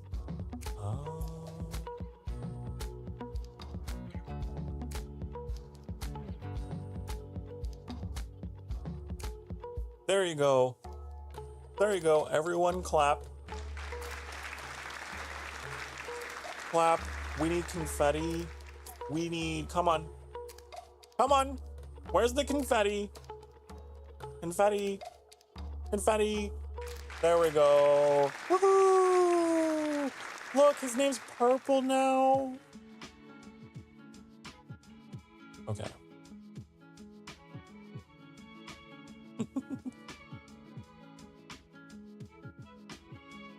I feel like you deserve it, Zero. You've been here for so long. There's been no stronger test of loyalty. Now, see you guys. Yeah, you just unsubscribe. You just up and leave.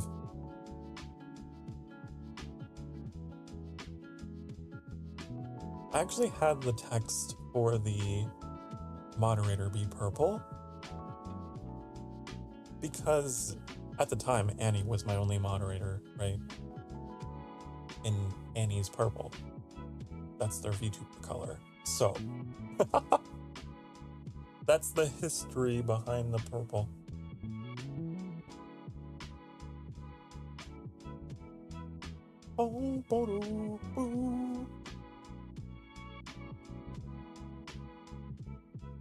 Bongo! Purple goes nice with the red. I'm glad you think so. I look forward to seeing more purple in the chat.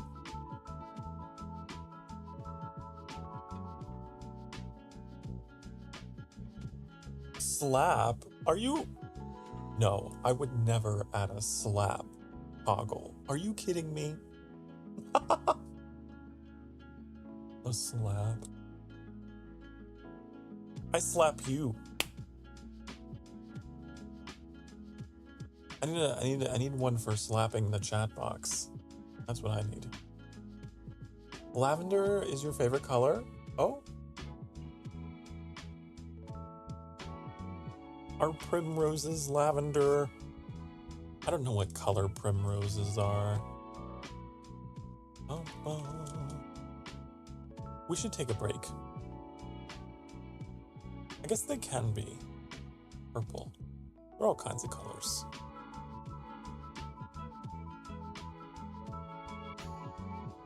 Hey, there we go. We got another moderator. Welcome to the staff. Make sure you make use of the break room. Get your complimentary coffee.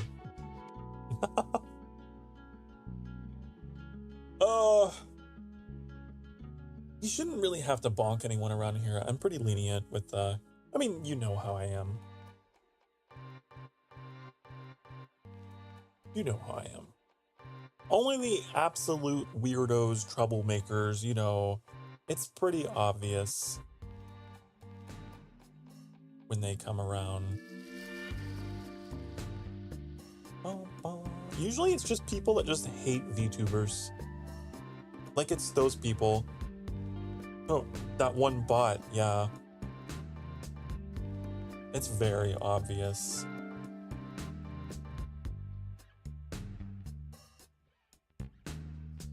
But like, if someone's just, you know, in here being a little silly, goofy, I'm totally fine even with people that are like a little affectionate and playful with me. Like, you guys know, I have no problem with that. I'm not gonna ban anyone for that.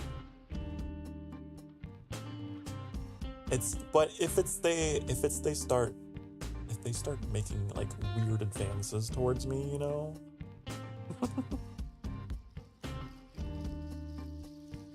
Then we time them out. Then we say, hey, no. I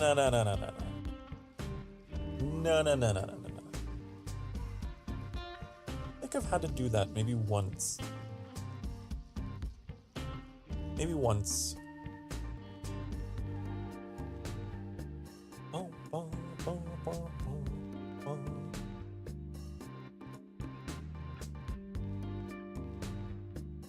Okay, I'm gonna go get some coffee. Maybe that'll help my my energy levels here. Okay. So if you've been singing for the past hour or so, it is time to stretch. Sein butt cheeks. Okay? I'm gonna go get some coffee. I'll be right back, honey. Zero, Annie, hold the fort. I'll be right back. Mwah.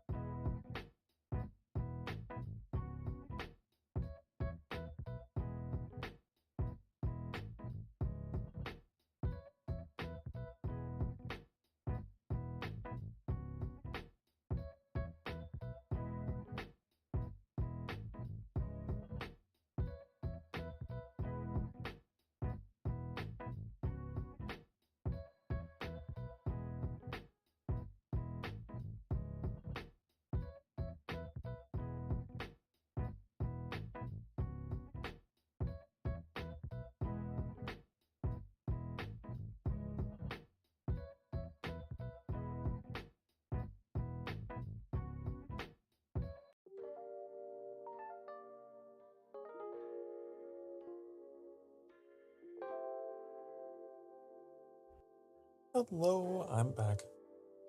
I got my coffee. Coffee.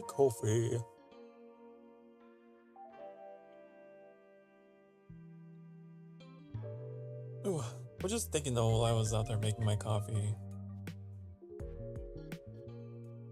I don't know if I've ever really used the timeout option on anyone. Usually I give people verbal warnings, and if they, have half a brain, then they behave. Or I ban them. Like, there's no in between, really. There's always like the person that just slips up and they're like genuinely sorry. Or there's the person who just does not give a shit and they're there to start trouble regardless. I've never had a timeout situation like,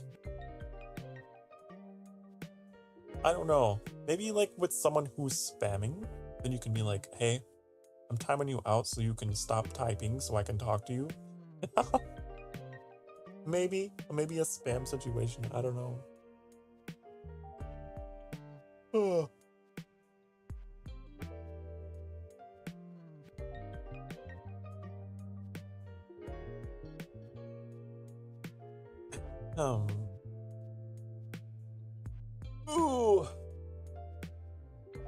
Bongos. Are you playing bongos on my head again? Playing the bongos on my head. Playing the bongos until I'm dead. It was such like an unintentional thing that I came up with that day. Playing the bongos. That's what I said. Playing the bongos and leave me on red.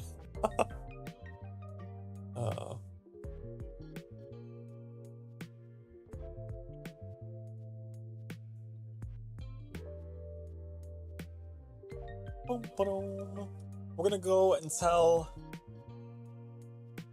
5 o'clock? 5 o'clock? Top of the hour? Yeah. You got me for another hour, chat. Whatever you need to say, whatever you have that is just, oh, it's eating you up inside. I need to tell Sokar. Got an hour.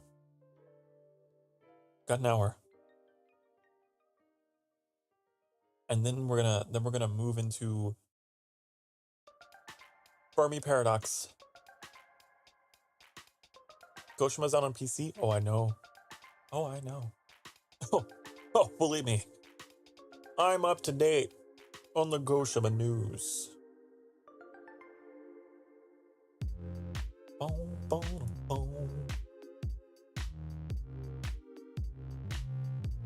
glad that more people get to experience this game.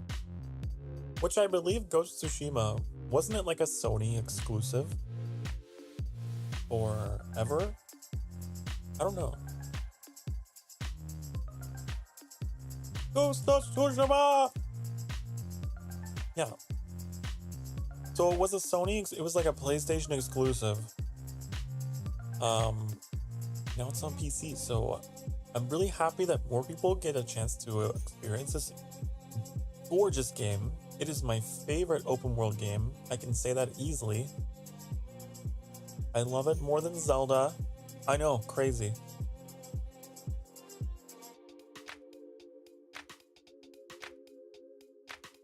It just gets everything right. The story makes me cry. The graphics make me cry. The combat makes me cry. Tears of joy, tears of pain. There's just tears of love, tears of all kinds. That game is just so all the emotions. Oh, it's beautiful. Did you see the new Assassin's Creed showcase? I did. I got really excited because they've chosen to go with a historical figure as the main character, or one of the main characters. Yasuke. I thought that was super cool because I actually know a little bit about him. I read a bit about him on my own because I was so fascinated. Bum, bum. And I don't think Assassin's Creed has ever had a historical, like, playable character. It's always been, like, the player character has always just been someone kind of based on someone or on a culture that's just kind of there, right?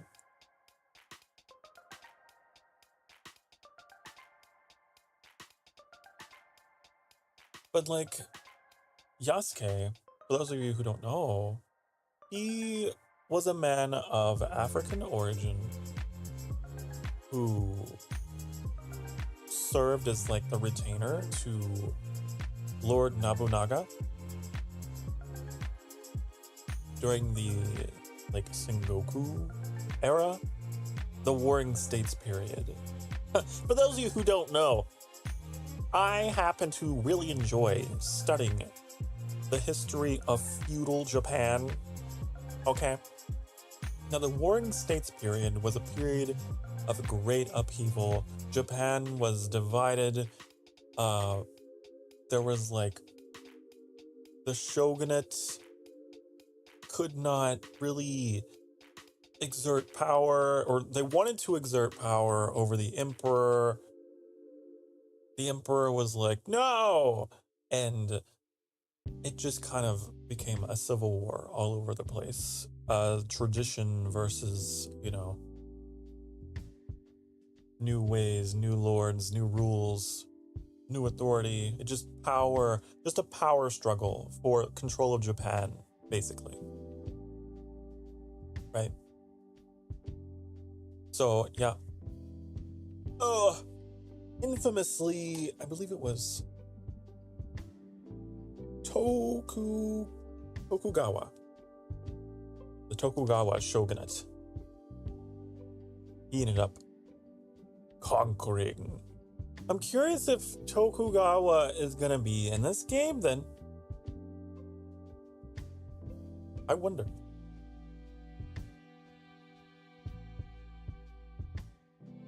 Wasn't he during the Nobunaga timeline? He was, yes. But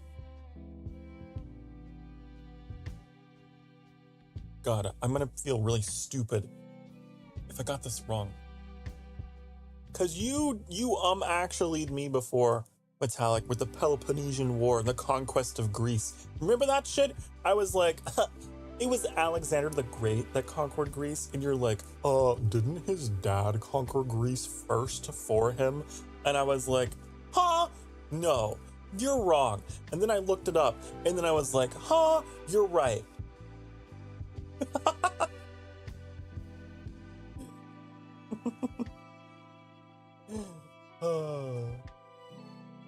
Okay, so I'm pretty sure Nobunaga and Tokugawa, they were both around the same time, but we'll see. Okay. Boom, boom. It's time to fact check. Boom, boom. Oh! Ah! Oh.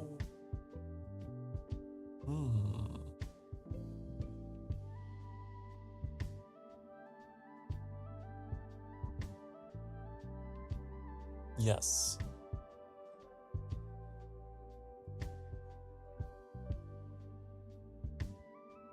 They were around at the same time. What if Abe Lincoln was actually George Washington? No! Okay, now I know you're spouting nonsense, okay? You cannot... Listen, I know... If there's one history that I know, it's American history. It's American history, Metallic. Eagle screech noise. Girl! You can't confuse my presidents.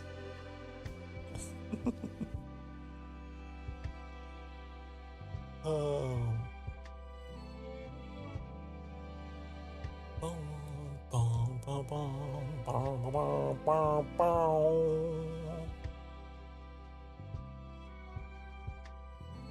Yeah, so they had an alliance. Despite the hostility between their clans, they formed an alliance in 1561. Okay. Uh-huh. Okay. Join their forces. Mm-hmm. Interesting. Uh-huh. Mm-hmm. Uh-huh. Nobunaga! Man, they went on a conquest together. I didn't realize Nobunaga and Tokugawa were doing this together. I don't know why I thought Tokugawa was just like, I'ma do it with my clan and my clan alone. I was very wrong. Huh. It's gonna be really cool then. That's gonna be really cool. Okay, because if they're going with history, right? Because Aisuke is the retainer of Nobunaga, then we're inevitably gonna also come into contact with Tokugawa, which is inevitably going to bring us into contact with the politics of the region, like it has to. There's gonna be a lot of political intrigue, okay? Okay, especially during the Warring States period where like all the clans are at each other's throats trying to take control of Japan. Oh, honey, there's a game about this period that I played a shit ton of called Total War Shogun. Okay, then they made a sequel with better graphics called Total War Shogun 2. Yeah.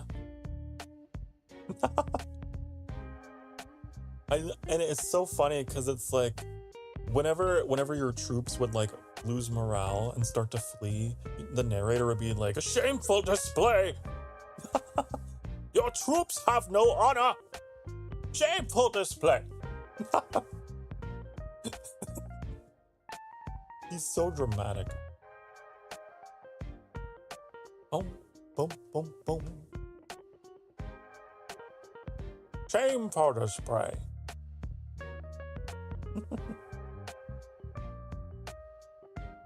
Oh, I love that game. Oh, I love Total War. I haven't played Total War on the channel yet. And I'm such a big fan of those games. I got Annie into them a long time ago. I like showed off Rome Total War and then Annie like bought them all.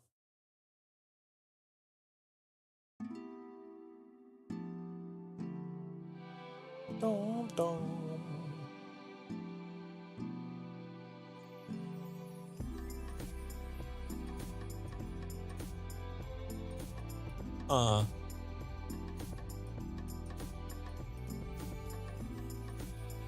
So cool.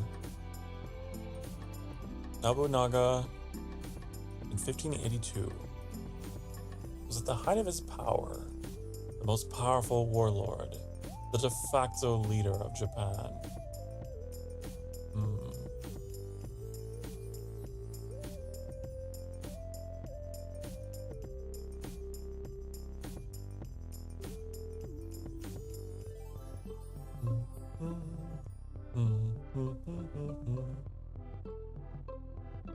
Yeah, so they like conquered everything.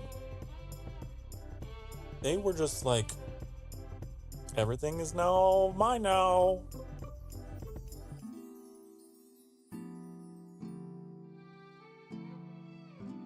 Crazy.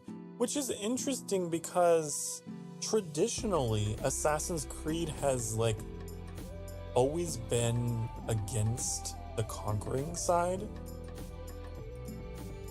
So are we gonna turn against Nobunaga? I don't I don't know. I don't know.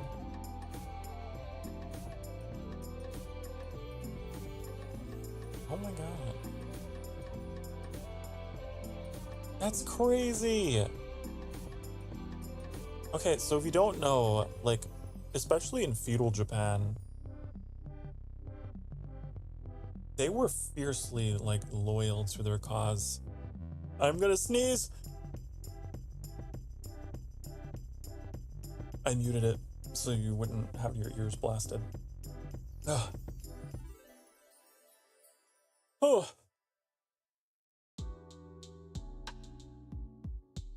They were fiercely loyal to, like, their cause, right? They would rather die than be captured.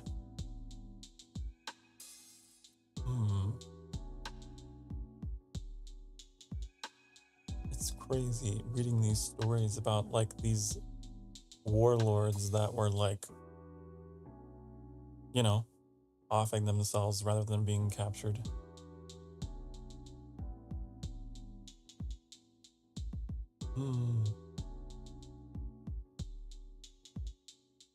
Did they forget their own lore? That's why I'm confused.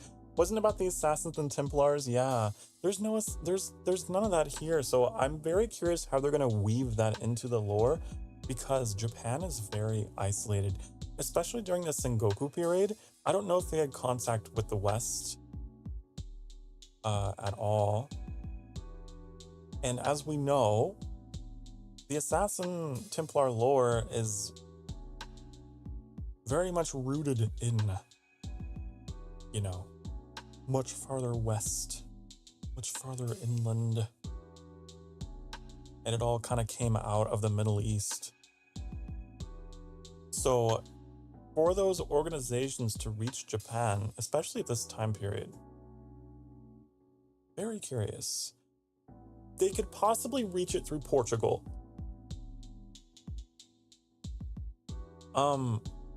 I think the Portuguese were trading with Japan at this time. I think they were the first European nation to make contact with them. It was very brief though. They like kind of came and went.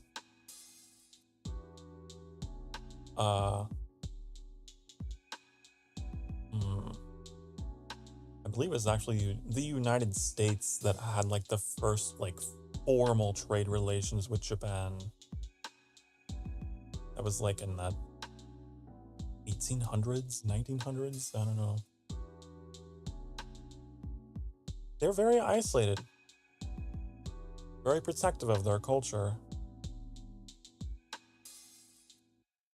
So it's like, very interesting, right?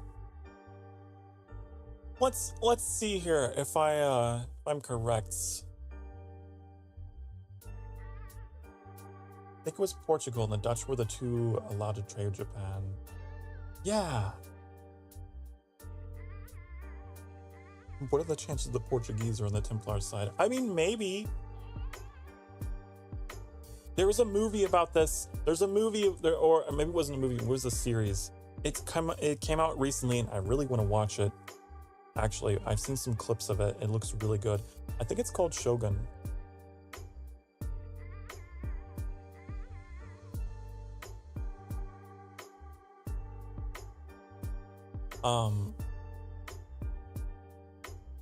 Yeah. There's like this English navigator that he gets shipwrecked in Japan. This English sailor gets shipwrecked in Japan. And he is like, I think he's captured. Yeah, it's based on William Adams, yeah. And he becomes like a retainer under the service of Tokugawa, I believe, actually. And they're like, where are you from? Who are you? Like, what are you doing here? You're not one of our people. And there was this really cool scene I saw that I spoiled for myself where, he's trying to communicate with them, but he can't because he doesn't know Japanese. He draws a map in the sand of the world. He wants to show them the known world because they don't know. He draws a crude map of the known world. I think he had a translator next to him. And he draws the map, right? He's this is where we're from. And this is the route that we took to get to you. And they're all oh. And he picks up an apple and he's the world is round, much like this fruit. We're from here. Went all the way around the world to here. But the Portuguese, whom we are at war with or something, they have fortresses here and here and here. And he's pointing all along, off the shores of Japan, in the Southeast Asia. This is where they're active, where their empire is. And then he draws a line across the whole globe. He splits his map of Earth in half, and is they believe that this half of the world is theirs by divine right, and it just so happens that your nation falls into this hemisphere. And he's how dare you? He's but I can help you find all the locations of the forts or whatever. And yeah. I think it was Portugal and the Dutch. I can't remember what the other empire was.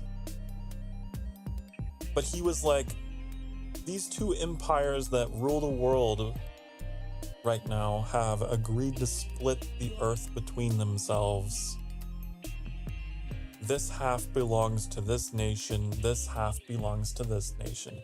And the Japanese could not, Tokugawa could not understand this. He could not understand the idea of, how can you just lay claim to land you have never even seen? He's yeah, they got warships and shit, and they're, coming to take it all. So, it's such a fascinating... I really want to watch it. Based on that clip that I saw...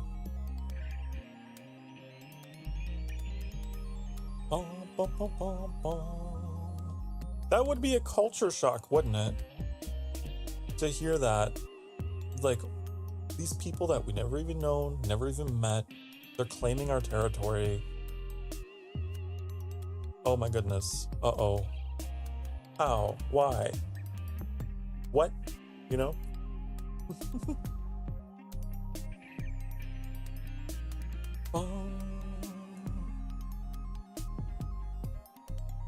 See if I can figure out exactly. That clip when he shows them the map of the world. Obviously, I'm not gonna show it, but I just want to watch it for myself so I get this right.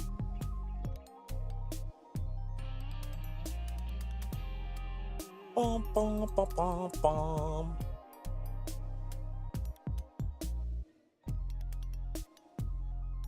Yeah.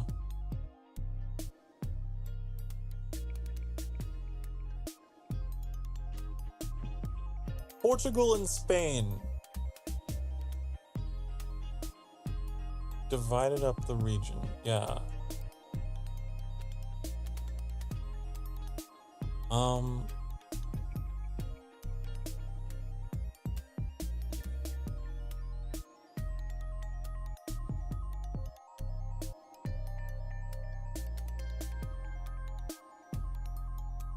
Right. Portugal and Spain, they signed a treaty where they split the New World. That's what it was. They split the New World between themselves. I'm trying to figure out what this treaty was called. Man, I didn't expect today to be a deep history dive, but here we are. Oh, the Treaty of Tordesillas. On June 7th, 1494, the governments of Spain and Portugal agreed to the Treaty of Tordesillas, which divided their spheres of influence in the New World of the Americas. Yeah.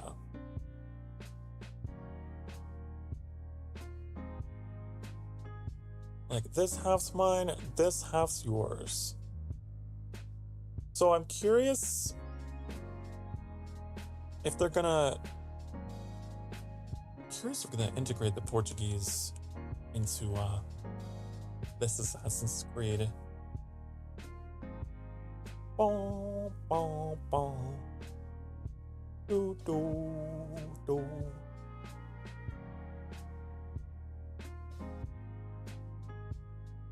Because first contact between Portugal and Japan, according to Google, was in 1543 when 3 Portuguese traders landed on Tanagashima Island after their boat was blown off course.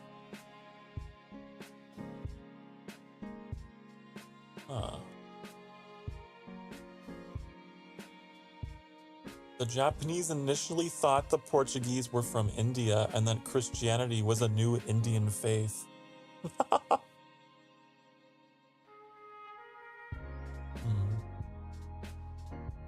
Oh, they were very wrong, weren't they?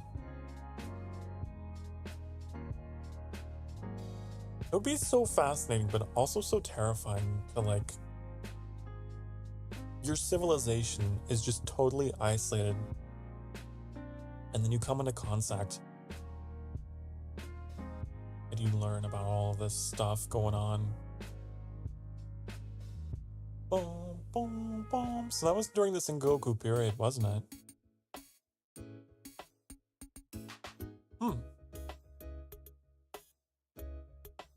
As soon as they arrived, Portuguese traders and merchants began looking for trading opportunities.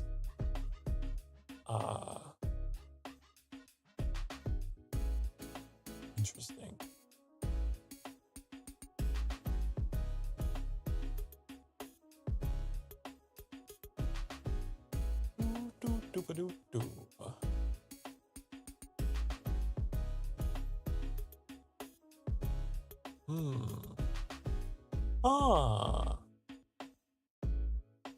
Right, because Japan was in the midst of a civil war called the Sengoku period, the Japanese bought many Portuguese artillery, such as guns and cannons. Oda Nobunaga, the guy we were talking about that our character is going to be retainer to, made extensive use of the guns.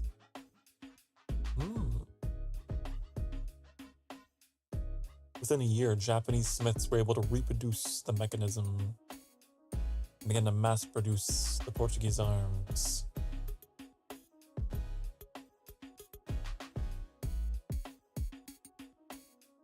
Fascinating. So, would this be their first encounter with gunpowder before the Mongols? Because the Mongols came after this, I believe.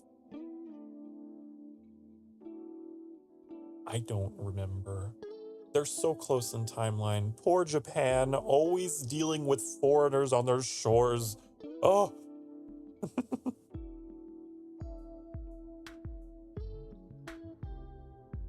Let's see. I should know this, because for as much as I play and love Ghost of Tsushima... Oh, no. So they encountered the Mongols in the 1200s. Right. So that's already happened. That's already occurred.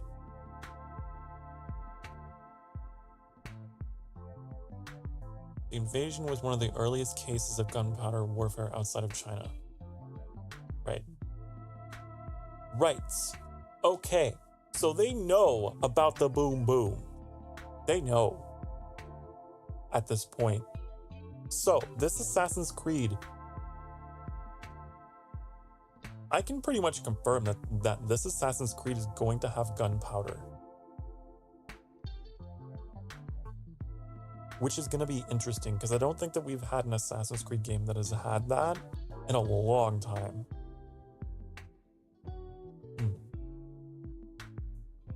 Because at this point in history that this one takes place, they've not only already encountered it, but they are mass producing it when the Portuguese arrive. Hello, D. Hi. Hello. Today has become History Day. We got to talking about the announcement of the new Assassin's Creed, which is going to be set in Japan. So that's really exciting. And like the time period of it is going to be in the 1500s during the Sengoku Warring States period, which means a lot of interesting things. There's a lot of interesting things happening in Japan at this time. So I'm like, ooh, yee, ooh, yee, ooh.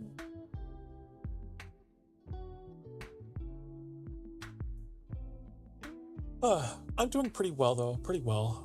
A little low energy today, but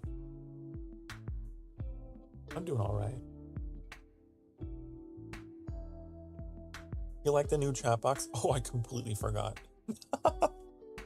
I started the stream talking about it, and then I got sidetracked talking about history and Assassin's Creed and nerdy things. I redid the chat box because the original chat box was 1, too big, and 2, no longer relevant, like with the theme, because before we had like the gravestone and the skull and the super edgy inverted pentagram. Like, that's not me anymore. Now I'm all about the cozy cafe vibes. So I wanted to change it up. And I also, like I said, since the original chat box was so big, I cut it up so that the Sokar ears are more in line. They're not sticking off the edge. Instead of using rounded corners, they are straight, unlike me. The chat box, the chat itself is actually the same size, believe it or not. It's the same size, it's just all the framing around it that was shrinked. Also, the current time, I put inside of a heart as kind of a callback to the heart that I used to do the countdown in the intro, and the heart that I used to count souls. So it counts down, it counts souls, it counts time. This heart does it all. But everything on the top of the chat box is much more compressed instead of being all spread out, because before all of those little images were all spread out really far. It just had a lot of dead space. So I squished it all together. Yeah. Even added a nice little kind of fade. You can see a little bit of a shadow over the chat messages at the top. So that way it kind of takes your attention away from all the old messages and makes it seem like a little more in the moment. I don't know. It's cool. It's better. I'm glad you like it, because I like it too. I also have a short version of this. I basically cut it in half that you'll see whenever we play games. It's much lower profile. I love it so much because before I always had an issue of like, it's too big, it's covering everything. So now it's nice and compact. Bum, bum, bum.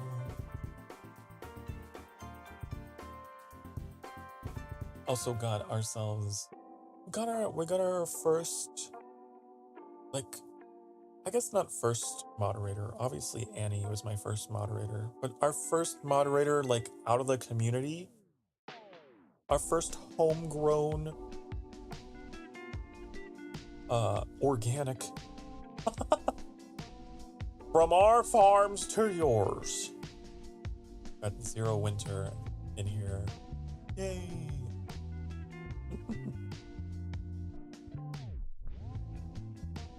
Oh, oh, oh. I'm trying to think if someday I could get like a custom little badge for the moderators. That could be kind of cute, right? They're like Emberlings, but they're Emberlings that have like armor, you know, and like our cloak.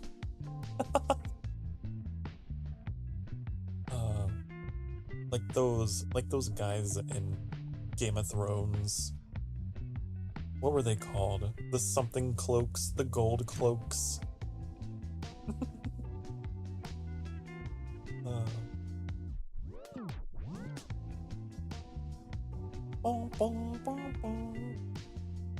think they were.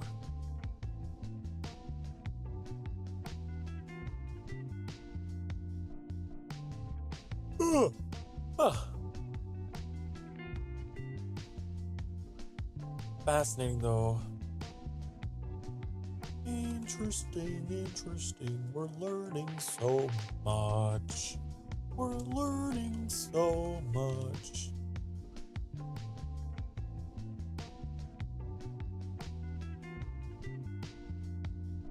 Yasuke was a name given to him by Nobunaga. His real name is unknown. Yasuke arrived in Japan in the service of an Italian Jesuit missionary. 1579.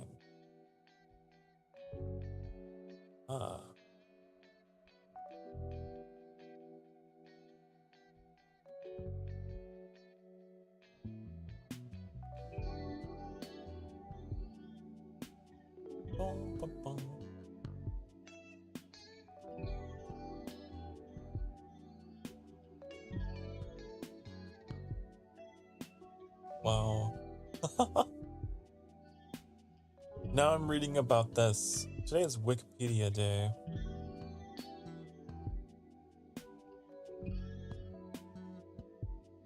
Nobunaga took a great liking to him, gave him the Japanese name Yasuke.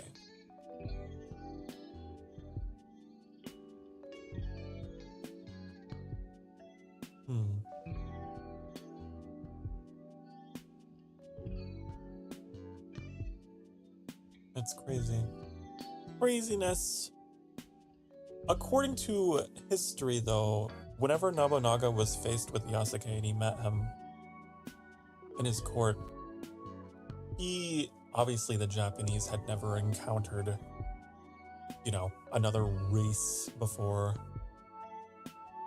He was so fascinated with them that he apparently tried to like give him, he tried to have his skin scrubbed.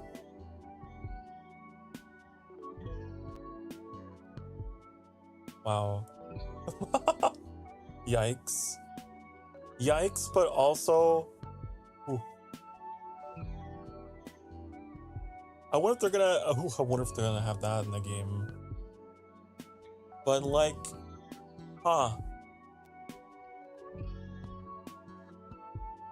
I mean, he was given a sword and a house.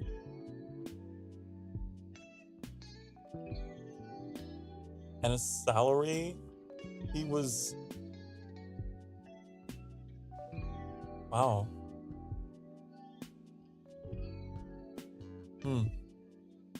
Which, I mean, that would have been a big deal back then, right? That would have been a huge thing. That's not something that the Europeans would have done, honey.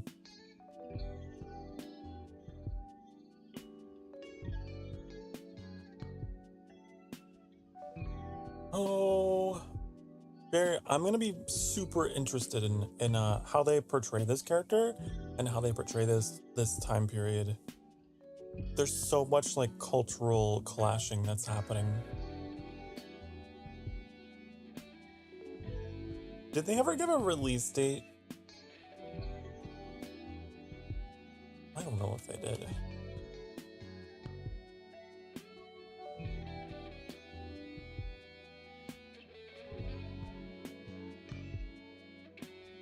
Dooba dooba doo.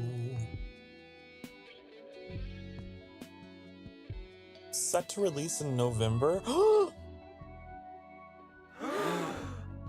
Guys, November is my birthday month. You guys know. If you don't know, now you know. November is my birthday month. What an excellent birthday gift. God. Why did the snare drum jump scare me? There's like a snare drum in this track when it starts like pow. Oh. I'm just like so, I guess, like concentrated on reading about the game and about the historical setting.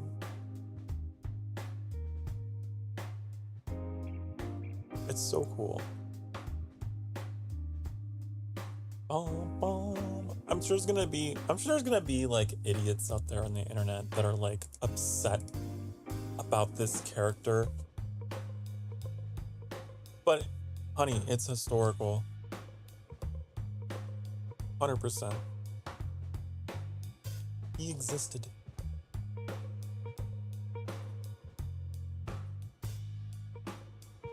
Boom, boom, boom, boom. Oh, cool.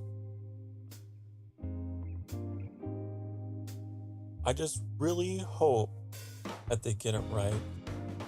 I feel like I say that about every Assassin's Creed game. I'm like, please don't mess it up. Please, please. Especially not one of my favorite settings. You know, one of my favorite settings in all of history is this.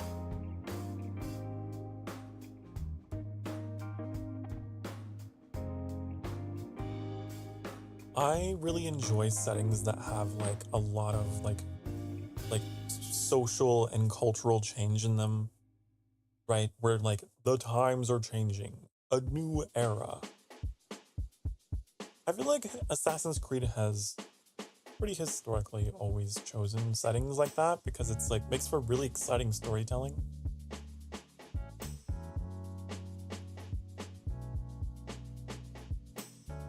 Assassin's Creed games have historically always released the end of October or November. I guess you're right.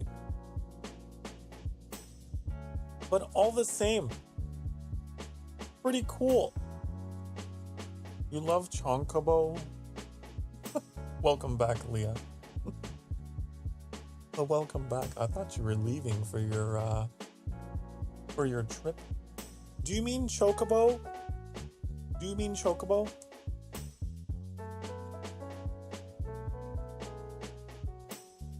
Chocobo. Yes. I'd like to ride around on chocobos, or where will we go? I don't really know. I'd like to ride around on chocobos. They're really cute and shy. They're really cute guys. I really like the chocobos, but I don't know where to go. Oh, I like to ride around on chocobos. He's my silly little guy. He's my silly little guy. That was my that was my song cover of I Like to Ride Around on Chocobos by Etiquette. I have to credit them for the lyrics. I had my own version that I came up with that I sing on stream. When I finally got my chocobo, I was like, I finally have my own chocobo. I played for so fucking long to finally hear this song. I finally have my own chocobo, and I'm so fucking happy playing Final Fantasy. It was a little bit more, you know, a little bit more on the nose than a Shazzy's version, but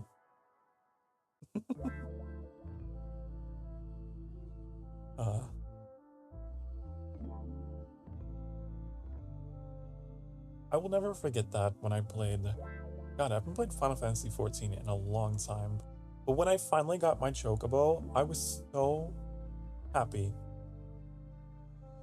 Because you have to work for that mount. You have to grind, honey. If you want a chocobo, you gotta work for it.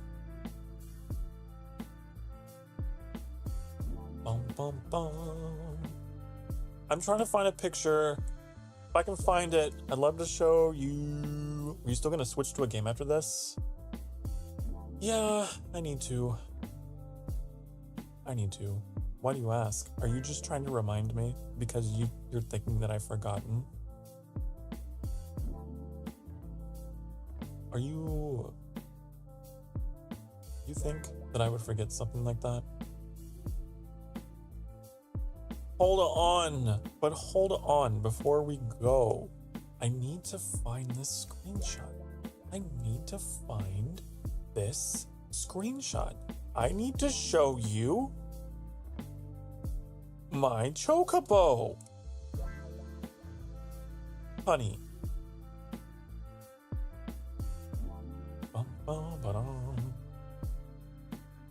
I need to show you my chocobo.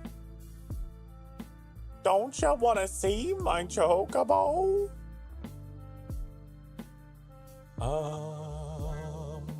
Come on, where do I put these pictures?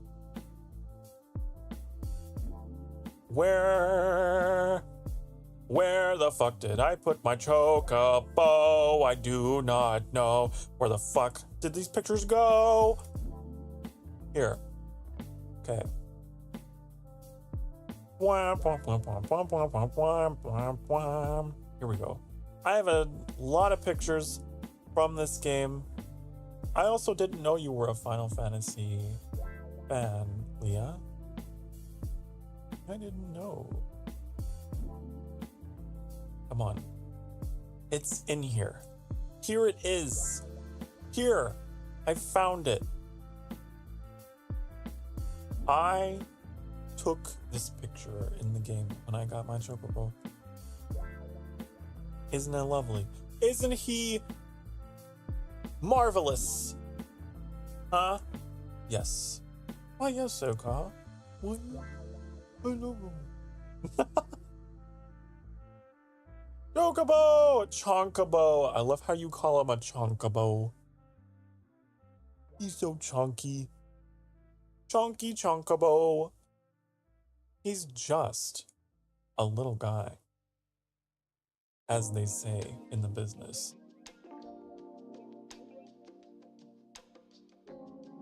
I love taking pictures in that game. I have this picture that I never used for a thumbnail, but I took that picture.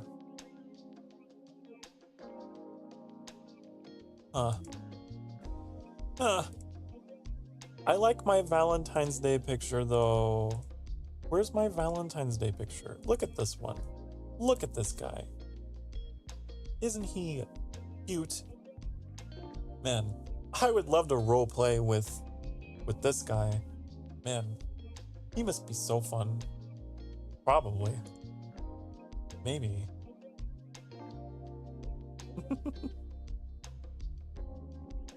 Oh. Boom, boom, boom, boom. You like the chocobo? They had a chocobo mount. A chocobo mount in Assassin's Creed Origins. They did. I don't know how I got it, honestly. It must have been like some kind of DLC. I don't know. But it was kind of cool. Unfortunately, they don't play the music whenever you're on it, but bum, bum, bum. I wish I could find my Assassin's Creed pictures.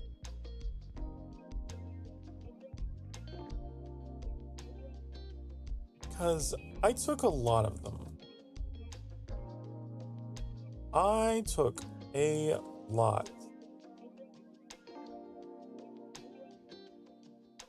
Boom, boom, boom, boom, boom. Okay, I think I might know where they are. Do, do, do, do, do, do, do. Here we go. Let's see if I took a picture with the chocobo in this game. There's some really good pictures in here. Holy shit. I need to be using some of these for thumbnails. Whoa. Wow. Hey, I don't see any chocobos, sadly. But like, oh, it's so big. That's what she said. Look.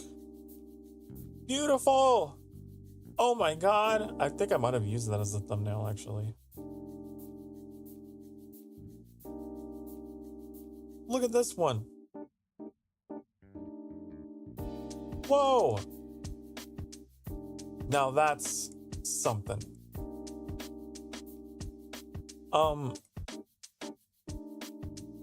There's another one here. Look at this one where I'm underwater. With the fish. I am a fish. Glub, glub, glub. Glub, glub, glub. Me fish.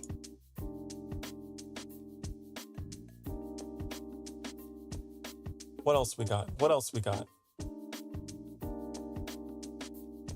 Look at this where I'm exploring a tomb. Ooh. Spooky. It's such a pretty game.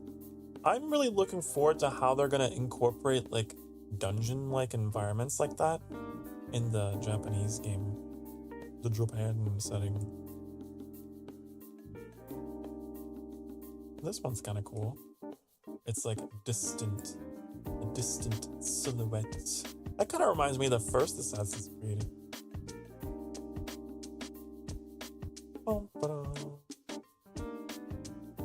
This one's cool. Whoa. Look at the... That's cool. I was there just the right time in front of the sun. Neat.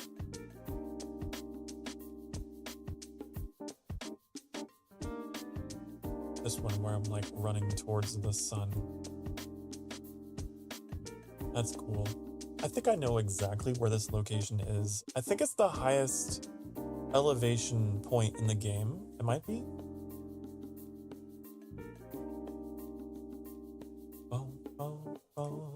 I took a lot of pictures out here. Look at this. Ooh. Ooh. Oh, Egypt. Oh, this was the mountain. There's like a mountain that you can sit at the top of.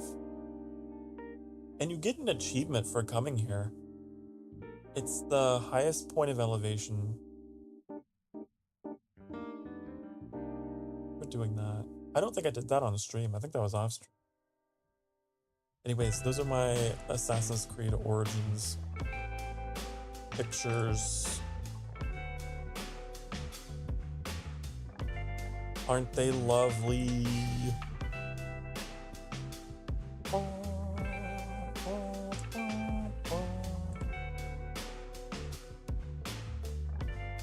Oh, okay, guys, we gotta switch it up. I'm gonna play Fermi Paradox. We have to. We must. We need to rebuild the Maru civilization. Okay.